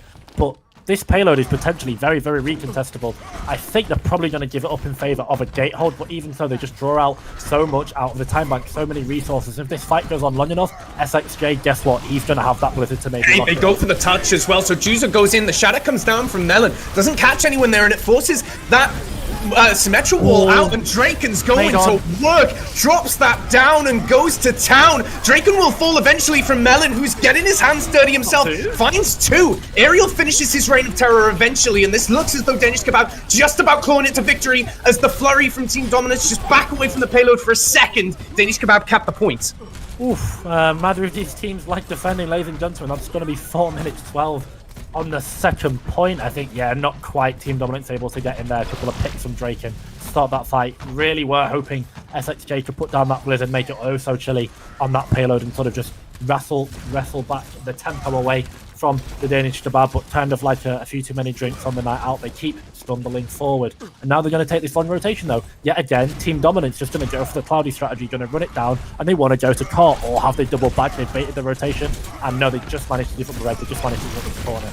Yeah, so now we're seeing a battle for the high ground, and both Divas are alive, which means you probably don't want to invest Blizzards just yet. The Photon Barrier, though, from Wex gives them the advantage. The Blizzard comes down and doesn't get eaten up, and that's a beat from Danish Kebab as well, who still have the Blizzard in hand. Shatter down now as well, nets them nothing from Melon, and he's just swinging on the payload, but he's got a shield up for this self-destruct. It does catch Johan there. Ariel 2 gets that frag, and now it's Blizzard time on the payload for Danish Kebab, who seems to be coming out on top once again. Prime Faya will fall to the pin of Melon, but it's all for naught. It's not enough, and this payload's going to keep on trucking. It's a final stall from SXJ, but a blistering pace could be set here from Danish Kebab as well as Team Dominance, as it looks like they might get an uncontested push into third here, Jace. Yeah, they carry on going, and Team Dominance, I thought they were going to do such a good job, because I looked at Danish Kebab's ultimates and they were bone dry, bar that window from Ding, but then I looked over to the right and it's disastrous.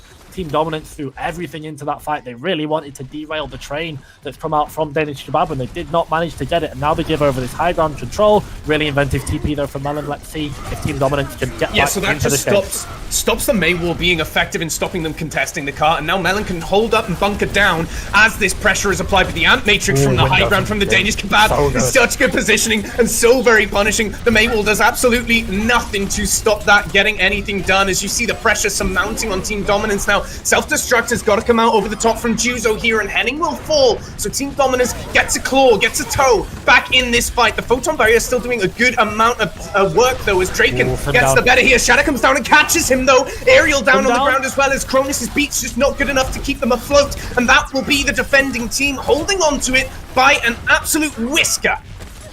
My god, Streba could look death in the eye and he would not care. That beat, perfect. Transferred so much pressure exalted onto Wex, onto SXJ, onto Melon, who had them in the back pocket. It was the Eurobeat Lucio himself, Mr. Man, from Bournemouth, main support, University of Busted. Strebel, just such a reliable beat, put his team in the fight, so much pressure soaked through and threw it back tenfold, and it really was the key factor in that fight. I thought for sure Danish Kebab were going to wrap it up, but no, Sam Barrier go Burr, and now FXJ are going to be looking to freeze them all up with this Blizzard, the most impactful ultimate from the Score Mirror. Got his eyes on it, looking for it. That's the Diva Freeze, could go for it right here, right now. Well, the Amp Matrix comes down, the Shatter over the top from Hemming, so very big. The Amp Matrix only staves off so much, and Henning gets a triple with that pin. Unbelievable. Unbelievable performance from the Reinhardt. A complete and utter deadlift as the rest of his team fall around him. He's not going down without a fight, though, as the DMEC come through and Prime Effort gets their hands dirty as well. Finds 2. Surely that's enough to get the payload over the line now, as it's just Strayball left, who's trying to stall this out as best he can. The Flame Strike goes wide, but it matters not. Ding has his number, and that's the 3rd point capped up. But my God, how hard Henning had to work for that. Oh my, Henning gets 3 with the charge. Not something you see every day, ladies and gentlemen. He's absolutely running it against Melon. He's taking him to the clean as well. So aggressive, Hennington. We know how good he is, though. Been in tier 2, been all over tier 3 as well. What a nice rotation here, though. And the photon barrier down from Wex. This just slows the payload down again. Team dominance. The stun onto Melon there as the dueling pins come through. Prime Faya picks a pick, and Draken will fall as well. So it's a 5v5. The beat from Strayball, which she's charged oh so quickly here. Going to be turning the tide, however. Team Dominance hold on to this with a really deft left-right fancy foot rotation round the back. Yeah, they are absolutely. Maybe they should try to strictly come dancing. Who knows, ladies and gentlemen? They're doing ballroom salsa here right now. There's so much deft rotations. I can't even finish my analysis before they wrap on their payload. They do these fancy rotations. And most importantly, they do them early, and it's so good because it drains so much time off this team. Yes, they need to Kebab, and you can see it again. Yeah. You can see it again, the fight's already broken out. Prime Effort will fall, and Dominance really dominating at the moment as they do find another pick of shadow. As the flame strike comes up from Melon, though. Henning taking matters into his own hands again. Can't get a final blow, though. SXJ will fall, but the self-destruct from Juzo takes out Henning, who does so much for his team again, but this payload is not moving, and now just 60 seconds on the clock. I mean, Jace, you've not got much time to get in before this next team fight. It looks like it's brewing. It looks like they're going anywhere. They want to hold. It's going to be penultimate, if not final fight. Ladies and gentlemen, SXJ are going to be racing towards that blizzard, but Kronos has got this all-important sound barrier. Skebor is a little bit away, and the amount of pressure that's put onto these Reinhardts, it's really going to be a case of these beats. Both of these Lucians need to outdo each other if they want to keep this team alive, healthy in the series. Oh, Melon goes into the backline, gets the pin on Pramath, and then hits the 180 shatter, knocks a bunch of Team Dominance on their back there as Henning falls as well. Juzo's going to stay alive, and Draken with that fully charged beam now, so much damage on that payload. Danish Kebab finally have broken the dams of the defense now, and they do find the picks that they need to keep this payload moving, but it is at the death. We're into overtime, whether they finish the map or not, Jace. Team Dominance have done so well to draw this time bank. It was 4 minutes going into second, but they just refused to die. And when they did, they died slowly. They said, hey, if you're going to take us down, Danish Kebab, we need all of your ultimates for it. This is going to be a really clever window, though. From Dane, they're going to have to walk into the all-important blizzard from Pramath late in the fight as well. But SXJ, Johan still got ultimate. Oh, the Wex is down. That's so Wex goes down to a right-click through the amp matrix. They're disgusting. Absolutely huge amounts of damage. They eat onto the blizzard, though, from Juzo, but the self-destruct into the blizzard from Team Dominance. They get it done. Ding claps back and takes out Johan, but the numbers simply aren't in Danish Kebab's favor, and Team Dominance really living up to their name now as Ding finds a second. He's got the weight of the world on his shoulders, but he's up on the high ground and can't get to the payload. Team Dominance really bringing this home now, 2-0, and Danish Kebab, the beads of sweat are going to be showing, Jace. Team Dominance ready to take it all the way through and send Danish Kebab out of the winners bracket, down into the losers, and then out of the tournament, ladies and gentlemen. It's not a name that I've said too much over these past 2 games, but Juzo all over that last fight. Yeah. MVP Diva, absolutely, ladies and gentlemen. One of the best impact plays you can do is deny that blizzard. So important in the Brawl Mirror, as anyone will tell you. Just provides so much zoning, so many resources, and sometimes even just a free kill on that frozen Reinhardt. They can't do anything. They can't counterpin if they're frozen, ladies and gentlemen. But being able to gobble up that defense matrix into that defense matrix, so big from Juzo. Gets the bomb as well, which also gets a kill and forces the lamp. From there, Danish Kebab were hung out to dry, and Team Dominance take them up. Yeah, I mean, that we were certainly promised a banger of a series, but the amount of carry-level performances in Route 66 alone, I mean, we saw 180 shatters, we saw clutch blizzards, we saw good eats, we saw big self-destructs, we saw incredible performances from the Baptiste themselves, and really well-timed support ultimates coming out from the Lucios. Thank you. Yeah, it was just moment after moment of significance coming out from individual players. But when all is said and done, Team Dominance really looked incredible there. I mean, even just like you said, just during that final fight, whittling the time bank down of Danish Kebab by taking as many team fights as is humanly possible. And if Danish Kebab wanted to win one, they had to invest so very heavily. That was the key to victory, I think. Team Dominance are saying if you want to take an inch, like if you give them an inch and they'll take a mile, but Danish Kebab, not even being given an inch, Team Dominance is saying I'm going to fight now, or we're going to fight here. You know what? Let's just go with it. Like what have we got, guys? I can imagine their comms are like, so we want a forward hold here. What have we got? We've got Maywall. Sorry, we've got Simultimate, and we've got High Noon.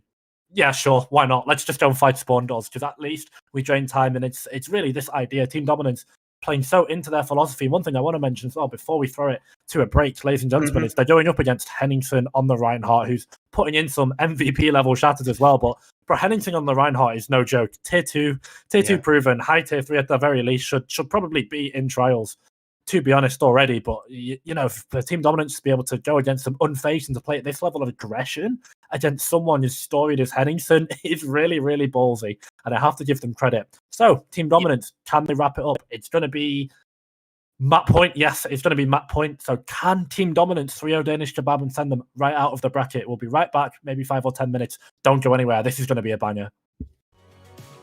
Because sometimes hearts collide.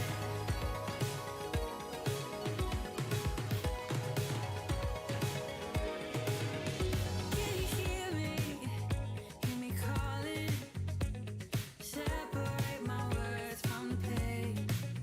I wanna lay down. Isn't it obvious? You should be by my side again. 'Cause we had that love, we had that poison. I follow the spark in your eye, but in a moment of doubt we will lose it all, and we feel like we're falling into fire. Ooh, sometimes hearts collide. Someday we'll be bright enough to see it. Waiting for that sign. There's no one here to blame to believe it. Because sometimes hearts collide. Hearts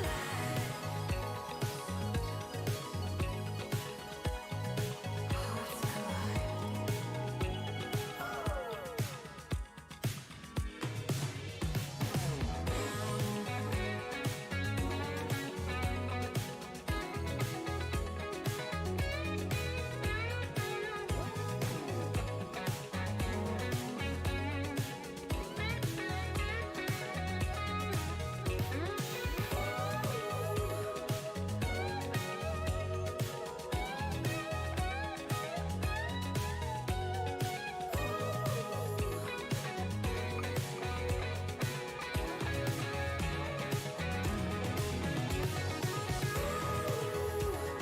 Sometimes hearts collide.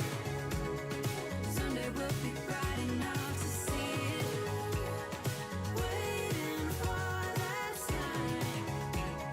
There's no one here to blame to believe it. Because sometimes hearts collide.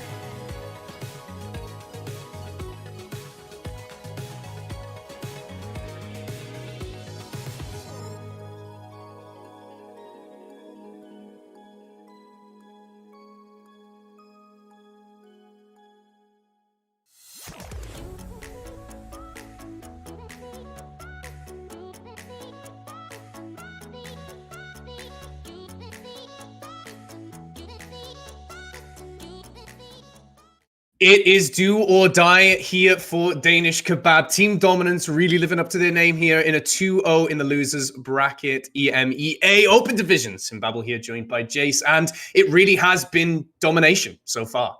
Yeah, they've been so clean. Even, and I'm going to say something that's probably not said too much, ladies and gentlemen, but even in the fights that Team Dominance lose, they look like they actually win them. Yep. I'll try and further explain that as we get into this next map here, which is going to be Blizzard World. So Team Dominance's just ability to just stall out these fights and force the teams that are coming up against them to overinvest today have been borderline superb. They've been absolutely terrific. And what it's doing is what when you combine this with the forward hold that Team Dominance are doing, with the aggression and the level of WT that this team are putting in, on top of being able to outforce these teams in the time bank, teams get conscious, they panic, they overcommit, and then what the Team Dominance do, they say, this is the fight we're going to win. They flip the ult advantage in their favor, they go for that recontest, and then they just hit them where it hurts. There are no ultimates for them to match. They hit that fight where they win, they snowball it, and they never look back. But it looks like on a map that I thought was going to be double shield for Team Dominance to start out on the defense, Danish Kebab are going to match them and go for this round mirror. It's going to be Sim for Draken, and Team Dominance going to be going out with Wex on this McCree. Yeah, so Wex on the McCree, again, the longer the fight goes on, the more Draken can get that beam charged up to level 3. That's when it's going to be really, really dangerous. And you can see Juzo acting as that scout here. The May wall comes out, but the teleport is good nonetheless. Melon fights too, right off the bat, right into the backline, make that fly! Unbelievable Reinhardt play coming out from Melon, shuts this down, and has 75% to his ultimate in the first 40 seconds of that defense.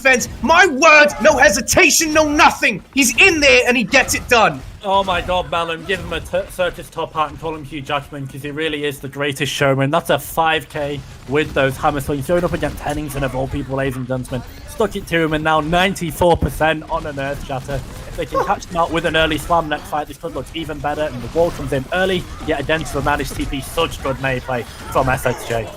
Right, Sturbot is down though, so that is going to hurt the defense quite significantly. A clutch shatter needs to come out from Melon to keep this afloat. SXJ will fall and the shatter comes down. It's also good, but the immortality field staves off the damage. Melon's now caught between the blizzard as well, the May wall as well. Wex will finish off praying fair though, and that does do something for the defense, but they are in so much trouble now, and the offense just power forward. Danish Kebab now with the ultimates to play for and the position on the point.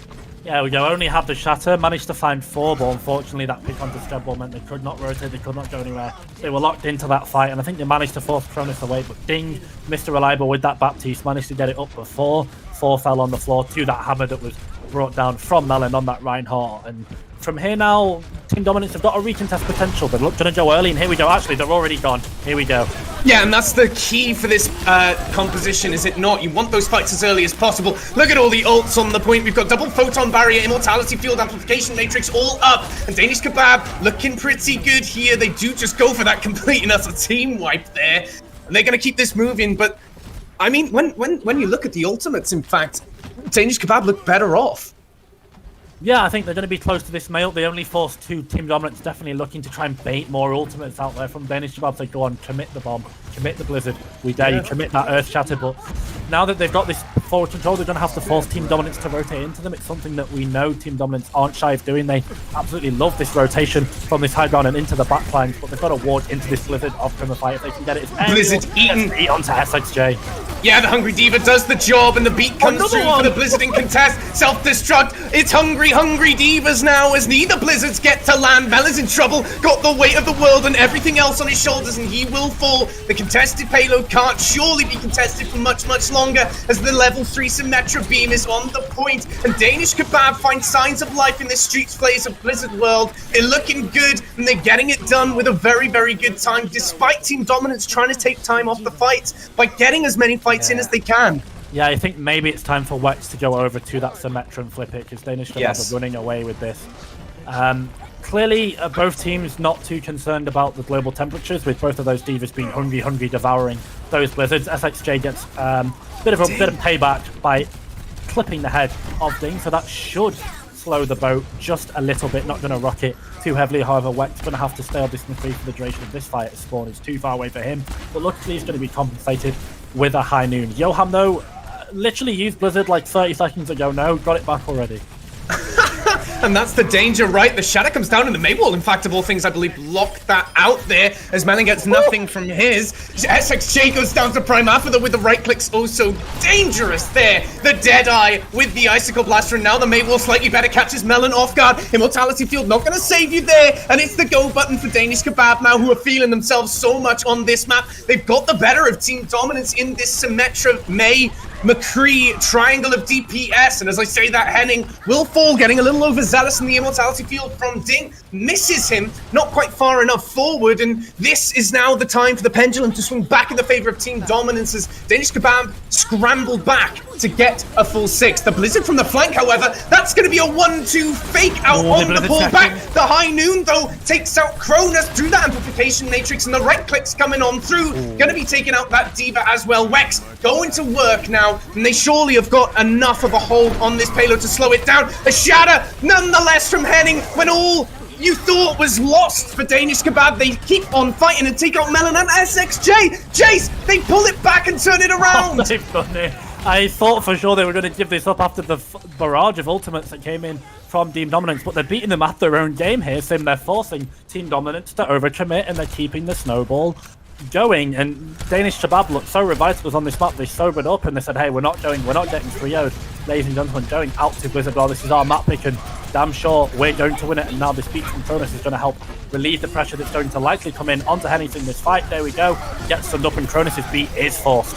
Yeah, but the second beat from Sturber is just going to be better as it lasts a little bit longer. Shadow comes down and fights both DPS of Danish Kebab now. Melon will fall though and doesn't get to finish that off as Danish Kebab still looking very good on this payload. Self-destruct and desperation now from Juzo's got to get something done, and it's just too high up. Doomfist back now from SXJ trying to get the impossible done and just can't do it. Self-destruct, the fireworks are off for Aerial as they know that they've done enough. The Blizzard comes down as well, and 2 minutes 9 seconds on the clock for Danish Kebab. Finally, there's a pulse. Absolutely, and I think it's a bit more than a pulse sim. I think it's definitely a consistent heartbeat. My heartbeat is going non-stop. It's absolutely off the walls right now, but such a high tempo game that's been going on between both of these teams, both of these Lucios, Cronus and Strebor. So aggressive, they want to hit the go button at every opportunity, whoever's shot calling. I love the confidence from both of them because whilst, yes, it didn't quite work out for Team Dominance that map. They definitely overcommitted in a lot of these fights, but they forced a lot from Danish Kebab as well. All of these fights for Team Dominance were winnable. 2 minutes time back left on the clock, you'd look at it and think, wow, we got kind of smashed, guys. But how many of these fights were winnable? How many of them did they generate picks? Did they generate 2-for-1 trades? Did they generate ultimates? Did they ult first? Did they overtrade ultimates for Danish Kebab? And by that I mean, did they commit 1 ultimate and Danish Kebab committed 2? And honestly, it was the story of the entire map. Danish Kebab just managing to edge it out and roll that payload through. And I think a big reason is Draken on that Symmetra. As these fights went out long because of these ultimates that were being traded back and forth, it just meant that Symmetra was able to go wild. That ultimate was up off cooldown, that photon barrier, and honestly just a late game sim. Believe 190, 180 full beam does as much energy, much charge, does as much damage as a 100 charge Zarya, and just such a late game threat, so much backloaded damage. And when the amount of front-loaded damage that comes in from both of these teams, once that dies down, it's just a sim versus the world, and Draken carried them all the way to the bank. Well, on match point, Danish Kebab certainly showing that they do not want to go out of this tournament just yet. They've done a really good job of slowing this down, and their demise is staved off for now. Team Dominance just going to walk on up to the point, though nothing fancy yet. Here we go. There's the teleport, and it gets them on the high ground behind Danish Kebab, and it forces an answer very quickly, but the Rhine shield's so very low from Henning already. Forces a Mortality field that's already gone, and it's a turret of all things that finishes him off. As you can see, Wex with that fully charged Symmetra beam. So much damage, as you previously said. He gets 3 final blows in that fight. The Diva's got no chance of holding on here. Neither does the Baptiste, and Ding will fall. Wex, 70% to his ultimate already. You can see how much work he did that fight. He gets it all done off his own back, and that is just anything you can do. Team Dominance can do better. That's such a metaphorical backhand from Wex. Says, Draken, what are you doing on my hero, dude? Get off it. Wex showed them how to DP. Gave Danish Kebab a spoonful of teaching of Symmetra and manages to pull it back and says, hey, listen, this guy's not going to play Symmetra in my lobby. I'm going to get back on it. And it's an ego performance from Wex. It's a 5k to carry out the fight. Henningsen gets Strebor with the fire strike. No window though, and it looks like it's actually going to be a window from Johan to try and swing back the fight. I like the response. It's quick, it's fast, and it's decisive from Team Dominance.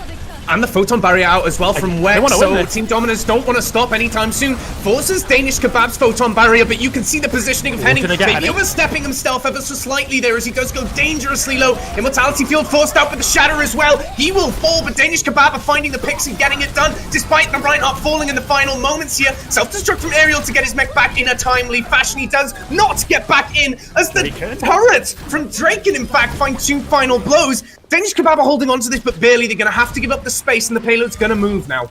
Oh my, it was the game of which Sim stayed alive the longest, had the last laugh, and it was Draken. That fight, I believe Wex fell second or third, but just, as I said, the backloaded damage that came from the Sim, so big, and in that long fight, even those turrets were sneaky as now. Danish Kebab really want to carry on going. Dinya's committed a window early again from the fire, going with this Blizzard as well. Did they get the Reinhardt? Looks like they do manage to lock him up and freeze him. Can they kill him? That's alright. Henin will fall though, and Team Helen? Dominance slow this and absolutely turn it around. The Maywall on the top there, Fortnite style, not going to be doing all that much as Yoham goes to work there on the Baptiste. Team Dominance going to keep this moving, but it really did look like Danish Kebab's team fight to win, having blocked Melon Shatter. Absolutely, I didn't even manage to catch that on the feet. Good spot, Sim, and with that Shatter down, there was so much pressure that could not be exerted, even the threat meant that Henningsen, if shattered down, he can drop his shield as free as he wants, because honestly, what is Melon going to do to punish him? But now that the Danish Kebab have this high ground control, never mind this payload, and they're just going to wrap through the payload. Okay, so Wex goes down to the fire strike though, so Danish Kebab on the defense might be winning this out. The beat comes out just late to save Henning as the photon barriers duel on the point here.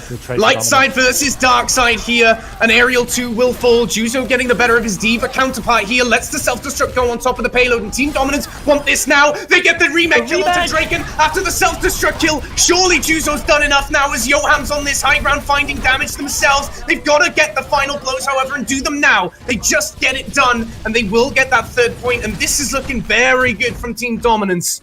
Wow, when the starlight of Vex, SXJ, and Yoham fails, who steps up? It's Juzo on that diva, one of the more impactful ones, one of the more impactful, one of the more difficult roles in this Brawl mirror, ladies and gentlemen. This diva has to be everywhere. Diva often the silent carry in this composition, I would say, because of the defense matrix, the off angles, and the pressure that they put particularly onto the Reinhardt and the Mei. But nope, Juzo says, yeah, I'm just going to go all over the kill feed, gets a bomb kill, gets a remake, and gets a nice mindful kill to end that fight as well. So absolutely saving it out, and the third time, look at the damage that comes in. So much damage. So much damage. The self-destruct is the go button from Aerial here, and the aggression is apparent. Yoham will fall, and that's got to send you packing if you're Team Dominance here. And indeed, if you're not going to do it yourselves, Danish Kebab are going to send you back to spawn. They just absolutely collapse in on the offensive team, and Danish Kebab got that Shatter and got that Blizzard to work with now. Yeah, now they've got the forward hold, and whilst Team Dominance can absolutely kick back with some of the ultimates that we've seen that they've got, ladies and gentlemen, in particular, keep your eyes on SXJ and Strebor. Those are going to be the key cues in this fight. The fact that they have to walk in, as I said, look at this wall comes in from Pimmer Fire, so smart, walls off Melon from the rest of the team. They have to walk so many resources forced already so early in this fight. Blizzard is oh so good, but it comes out second from Team Dominance here. Splits the fight completely, and Yoham draws first blood. SXJ will be soon to follow, but Team Dominance dropped that beat, and Cronus, only at 90% to his own, isn't going to be able to reciprocate. So now Team Dominance just have that extra effective health pool to carry this on, and this is dangerously close to final fight. There we go. It looks like it probably is going to be the final fight. 2 minutes 48 could potentially be a recontest, as obviously this time bank was completed, but they really need to win this to stay even anywhere close to the time bank that Danish Kebab set. And to be honest, they don't really have too many ultimates to do it. They're just going to have to play a waiting game. This bomb from Juzo has to be big. Forces out the beat and the immortality field, so that's huge. The dwindling resources of the defense now more apparent than ever, but Team Dominance struggling to get the picks as the aggression from Danish Kebab was almost forced out by that self-destruct being sent into the back. Danish Kebab holding on strong, and now there's no way that Team Dominance can finish with as good a time bank, and it's just almost neutral playing field when it comes to those ultimates. No, it's going to be off the board, and every fight that Team Dominance take here on the attack is going to be one more drip of sweat applied to the beads of their foreheads. It's going to be so high pressure situation. If they make a mistake, it might cost them the fight. And when we've got maybe 2-3 fights left at max, every little helps. This is bomb going to be coming in again from Aerial to try and stave them off, and they managed to convert it into a pick on Melon. Yeah, they do. Everyone else is running away from that self-destruct, and the wall goes up to stop Melon retreating and shielding his team, which forces an even further retreat from Team Dominance, and that's right back to the drawing board. You lose your Reinhardt, there's no coming back from that, and all of a sudden, 90 seconds near enough for Team Dominance to even finish with time here. Amp Matrix out as well, and the main wall's just going to block that off. Melon's so desperate to drop this shatter. You can see it, you can feel it in his eyes. The freeze takes Juzo off the map, and the Blizzard goes on top as well of Melon, who's not long left for this world. SXJ is just going to take a long walk off a short pier and go back to spawn there. This is so good from Danish Kebabs. Wow, the stealing fights like your name's the Artful Dodger, ladies and gentlemen. It's Danish Kebab have won 2 fights in a row now, committing pretty much one ultimate. The window that came in from Ding was nullified by that ice wall instantly from SXJ, but from there that was a free blizzard that came down. The Diva throws booped off the map, no coverage gone again. Look at this forward hold, this wall. Shatter! Shatter finds 4. Yeah, 4 on their back, no casualties as of yet though. Melon's still standing, and it's Team Dominance who come out with the kills. Self-destruct out as the D-Mech comes through near enough for Juzo when he gets back into his mech. SXJ will fall, however. Wex is going to town and finds the picks they need to keep this payload moving, but they've got to finish with time, and there's 30 seconds on the clock. It is do or die, and it's got to be fast. SXJ on the Doomfist to get back for this fight. There we go, absolutely have to just to get the pick quickly. Doomfist can one-shot both May and Sim in this comp and does really well against the Baptiste, particularly with the interaction of Uppercut versus Lamp, so keep your eye on that for next fight. This is going to be an early window, and a Sim was the Team Dominance looking to win. Shatter Right is right now, so Henning says good! no. Drops 3, Sturber's there with the sound barrier to keep everyone up. The self-destruct down, 2 on their backs at the moment, and the self-destruct finishes off SXJ here. Henning's battered and bruised and is in trouble as the defense looks to be tiring now. The pin into Draken, just doing not enough as Melon falls. He finds himself in the backline, overtime ticking down now. Henning going to work, finds 2 with that hammer swing, and Ding wants a piece of the action as well. Juzo finds one themselves, however, and there's back and forth, but it favors the defense with Ding still online. Henning's going to be kept up nice and healthy. The Doomfist can only do so much. Shatter into the air, drops the Sturber down as the Blizzard will be lapped on top. The overtime ticking away. The Frozen Wrecking Ball can do nothing to stop this now. The Trace is on the point as well, but overtime is gone. And we see Danish Kebab just about cling on to the hopes of this series. Yeah, off the back of the Danes, Henningsen and Dane, they both, Danish Kebab refuse to die. They roar back into life, they get themselves a point in this series, and honestly, really good brawl play. They were so clean with these ultimates. Being able to just win one fight with one ultimate is so good for the ult economies. Here we go, we see Melon just cleaving away through their entire team, getting a 5k, ladies and gentlemen, and it's been such a spicy series so far. Both of these teams so inventive, so aggressive with these broad compositions, and it's almost been like a tale of 2 halves. Danish Kebab looks so dominant on this map because of the tempo. They just grasp onto it, they never let it go. But Team Dominance were exactly the same last map as well, and I'm not sure now as we get into 2CP, a mode where if you make one mistake and lose that first fight, guess what? Your time bank is going to be gone. The enemy are going to roll to second point, they're going to press Q, and they're going to have probably 4 minutes on the board, and I wonder what's going to happen. Do both of these teams do they take a break?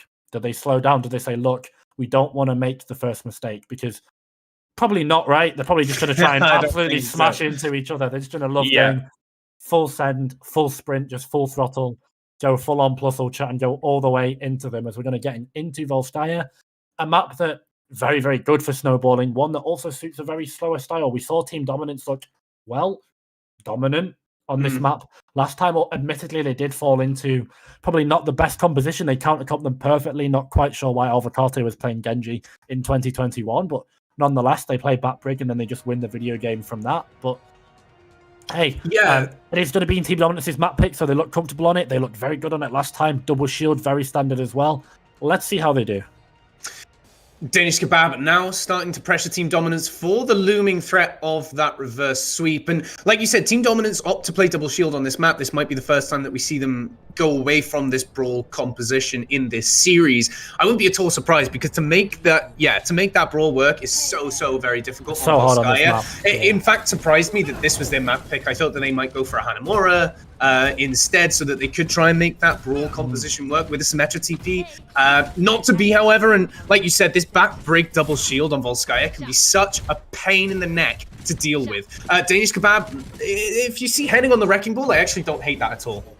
No, I don't mind it. I believe Ball is quite good into this comp. It's all about the way that Team Dominance set up. Something that I didn't mention last map on Route 66, was these sim TPs that are coming in from Danish Kebab. They're working because what Team Dominance are doing on this double shield comp is they're splitting and they're holding off angles. So rather than this sim TP from Drake and TPing into 6 members of Team Dominance's double shield, they're TPing into 3, and it's becoming a 6 versus 3 with 3 members watching on from the sidelines. And now this ball composition is probably going to need a lot of time and space. Really interesting hold setup, not something I've seen too much. It's a forward hold from Team Dominance, keeping this aggressive style, but from here it's just going to be about ultimates. SXJ and Yoham, I believe, once again, the key factors for them. Can they build up copy? can they build up window? Because from there, they're just going to be able to kind of blow 1 or 2 members of Danish Kebab off the map with it. Hennington gets denied by the whip shot. That's so well He's played. so good with bridge. That's so well played. So what you can see Sturber and Juzo doing here is denying the flank angle for this dive team coming through. They are not allowed to take that top right-hand side respectively. SXJ will fall. And that is dangerous now. Team Dominance going to have to come up with an answer 5v6 as the Echo Mercy of Danish Kebab find themselves above the point. Melon forced into cubbyhole onto point as the Wrecking Ball encloses on Juzo. Goes for a bait from what it looked like.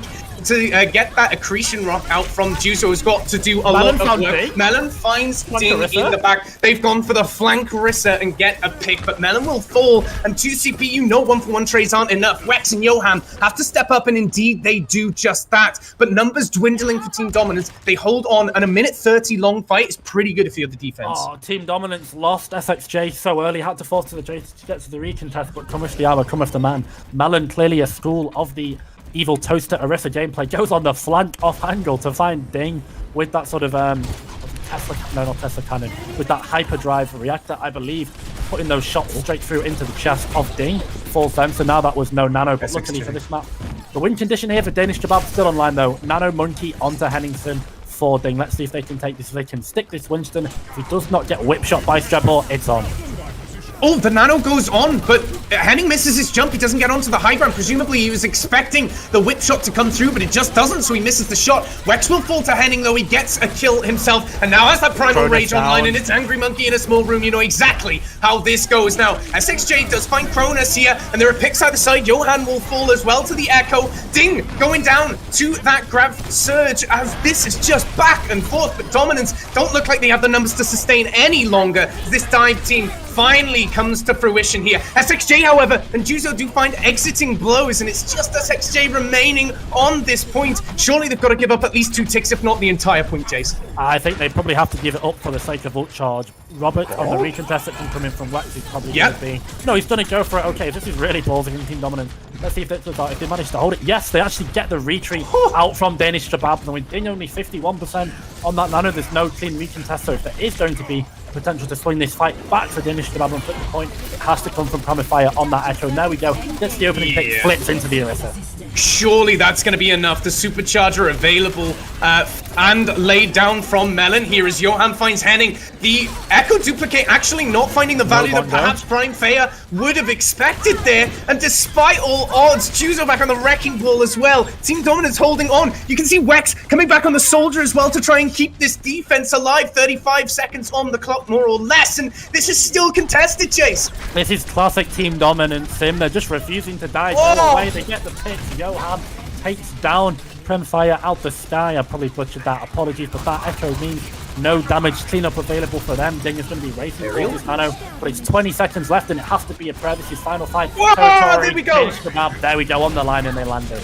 Melon finding that self-destruct on the wrong end of it at that as Ariel picks up a kill onto Strebor as well. Johan falls now, and surely we see Danish Kebab have done enough as Henning finds his second final blow this fight. The mines come through from Juzo, but it's not enough. But 4 minutes and more than blood, sweat, and tears committed from Danish Kebab to get this first point. Don't forget, they've got to get a second one, and they've not got as much time to work with now. And they don't have as much time, but more importantly, so many ultimates were forced from Team Dominance. They did it again. Under 3 minutes to go. This is going to be 1, maybe 2 fights. Danish Kebab have to be disciplined here. Yes, they have to win, but they can't get baited. They will lose the long fight against Double Shield anyway, and they will lose the 2CP respawns. Juicer getting slept means this Monkey has a free pass into the backline. Let's see if he can find it. They've got their eyes on Johan, who's popped that window as Wex. He uses it to take down Henning. Yeah, Henning goes down and SXJ gets a pick themselves. Team Dominance don't want to force this anymore. Danish Kebab, sorry, don't want to force this any more than they already have. Team Dominance, however, having only expended the amplification matrix, aren't going to feel too bad about you know, what they invested that fight. They've still got this pulse bomb ready to go, and they're going to have a supercharger online pretty shortly. Yeah, absolutely. That's the key thing I think you pointed out there, Sim. This Bongo is going to give them more ultimate charge to be able to snowball and cycle, and thus the oppression of Team Dominance, their strategy to just sort of draw every last inch of resource out from Danish Kebab continues. But with 1 minute 59 left, I think this Nano that's going to be coming up closely onto Ding, coupled with the Primal, is going to be really, really big. Draken falls, so they have to take the time. They do not want to push this down their Tracer. They really need to stick this Winston engage that can come in from Henningsen. If they can get him onto their team Nano, he can snowball it into a Primal, and then from there, Premfire can come in with the duplicate to end the fight. This has to be the win condition from Danish Kebab. Let's see if they can stick it. Yeah, but Team Dominance have this rally online. I mean, they can probably withstand a large amount of this damage, certainly if they just try and go in with Primal Rage. Nano does come Where's out, the Nano? but the jump is displaced again. Stun, Henning has to pop the Primal Rage. He's got to go for environmental kills. Gets one. Damage just won't do. Johan falls off the edge and takes a dip. Now he sets his sights on the supercharger here, and the Orisa will fall as well. Melon goes down, but Henning is hurt. He's got to back off for a momentary lapse, and will go back in onto this Brigitte, but he needs his reinforcements in there as Stripper falls. Surely a tick at least is guaranteed now for Danish Kebab, as they do find the one. The reinforcements will come through, and a pulse bomb and self-destruct available. Self-destruct over the top, but two ticks are quiet already. Doesn't find them anything, and it's got to be the pulse bomb from SXJ to find something. It does indeed find Ding. Just the Mercy heals remaining now, as the Immortality field is on the point for what's now become a brawl composition. Johan from the self-destruct in the back from Ariel will go down, and a flame strike from Drake and finishes him off. Henning now taking out Sturber, as well as SXJ oversteps ever so slightly and finishes himself off there thanks to the Echo focusing beam. Juju's got to get back. They've just about done enough here to stave off Danish Kebab, and Team Dominance looking a little worse for wear as they just about do it. Oh, it looks like they managed to just unpick the lock that was Danish Kebab, and they fell from there. Big double kill from SXJ off that spawn on that Tracer. Came down the right side, went into the back and found two key picks onto the squishies of Draken and Ding, I believe, to just fell them and make sure now with 10 seconds left, they've bought the time. But if they can get full out, if they can deny this full cap from Danish Kebab, they look like in a prime position to close it out and win the series.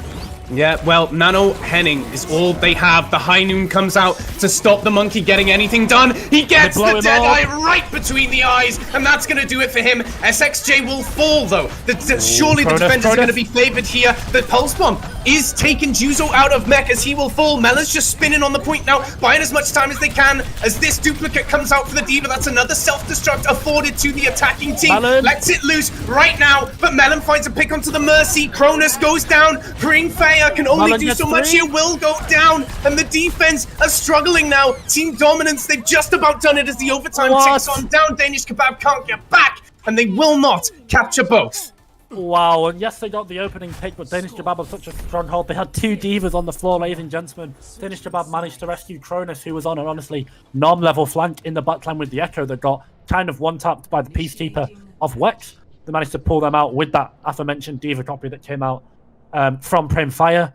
But Team Dominance just too good, I think. Too clean with that recontest. We talked about so much, everyone on this team, but Melon, a name that we've not said too much, came up so clutch down. It was the tanks ultimately combined from Team Dominance. They were able to flip this fight. Juzu stayed alive for so long, forced so many resources, harassed that Mercy till they got so low, and from there was sort of collected safely by the Wrecking Ball, primary fire, the double twin cannons of Melon on that aforementioned hamster, just going absolutely crazy with that ball to really just lock up the full hold. From there, if they had any doubts, and big plays from the tanks. 2CP tank is one of the most impactful roles. Often Hammond not really that impactful overall. When you think about the 2CP recontest, you're basically just there to buy time for your more squishy carries to come in and actually do the killing. But Melon said, yeah, sure, why not? I'll do it. Why not, guys? Hold my beer, I guess.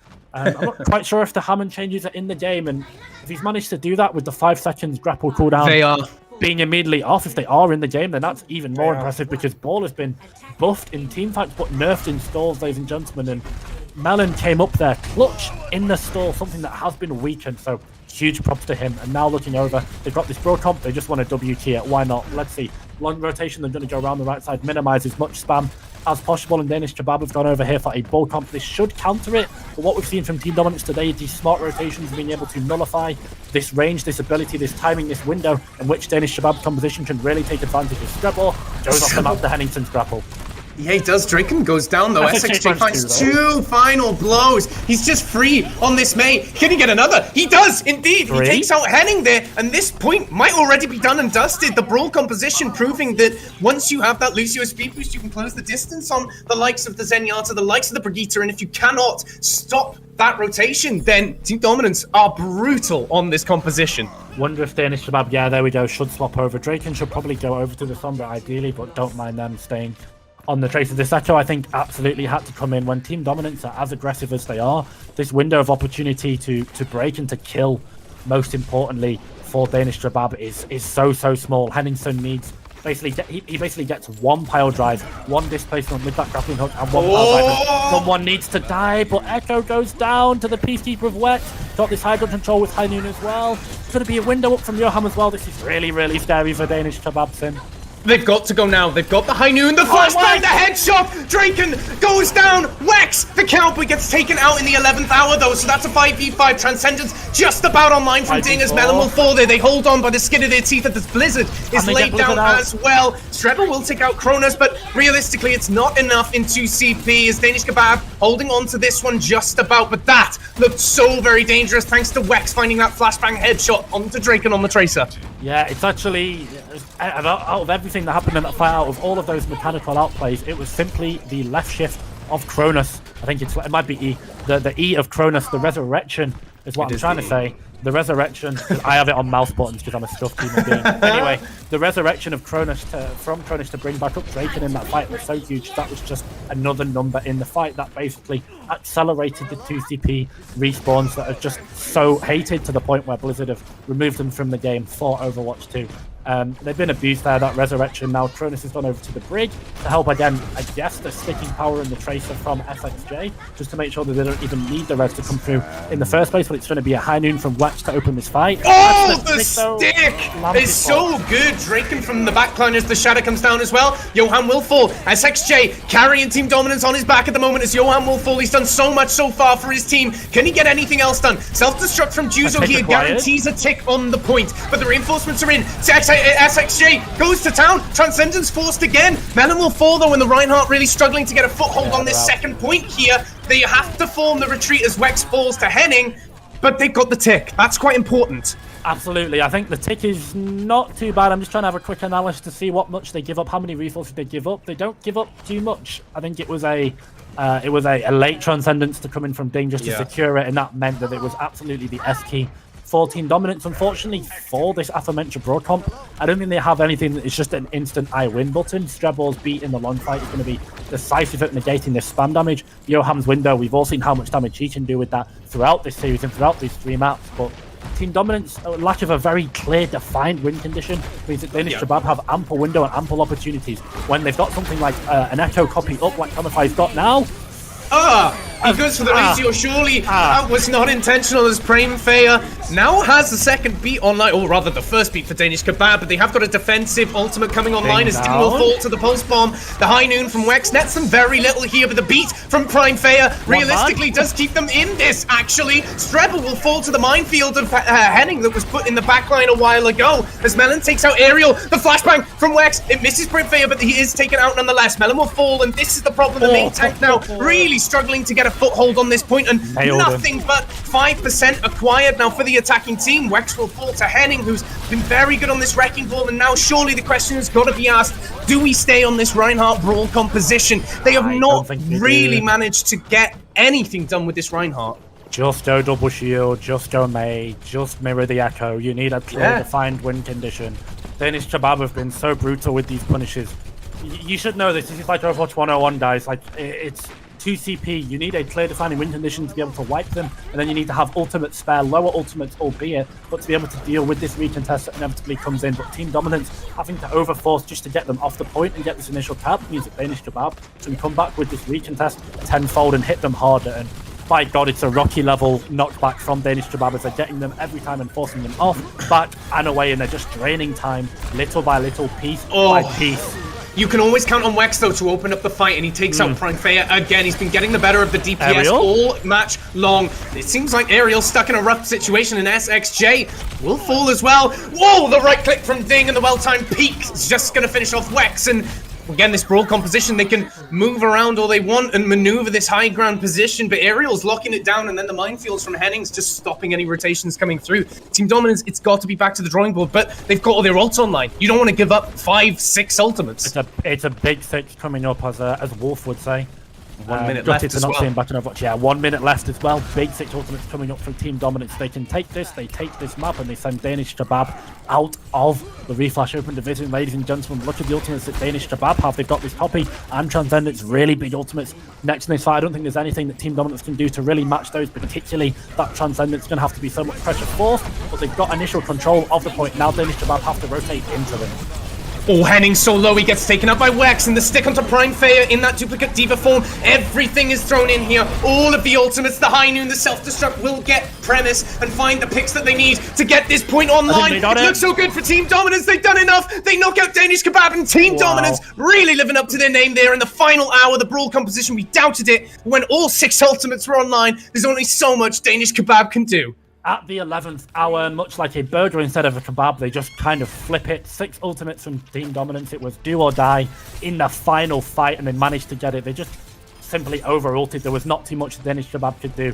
I spoke about the importance, the power, the impact of the 2 ultimates Danish Kebab had left to go, but it was just nothing against the absolute colossus that was the 6 ultimates used in that fight from Team Dominance. Everything found value. The bomb forced them off. The High Noon got the pick onto the Tracer, which meant the Tracer could not stall. They managed to force out the ball and take him down as well with that shatter, I believe. The window found everyone else. So much pressure, so much damage, so much, at the end of the day, so much uncountable, unplayable scenario that Danish Kebab kind of just had to crumble and fall, and out of the bracket they go. But Team Dominant looked strong. It was a little bit shaky, not quite dominant that map. Yeah. I think if you have to use 6 ultimates to beat 2, and you beat a comp that, yes, Danish Kebab should beat because they're on ball against Reinhardt, but if you have to use 6 ultimates against 2, I think not something you're going to be able to use consistently, but nonetheless, huge props to Team Dominance. They did it again off the back of beating Half Pace. Now they knock out Danish Kebab, a team with storied and historic players. Henningsen, quick shout as well, was dominant, was crazy this series as well.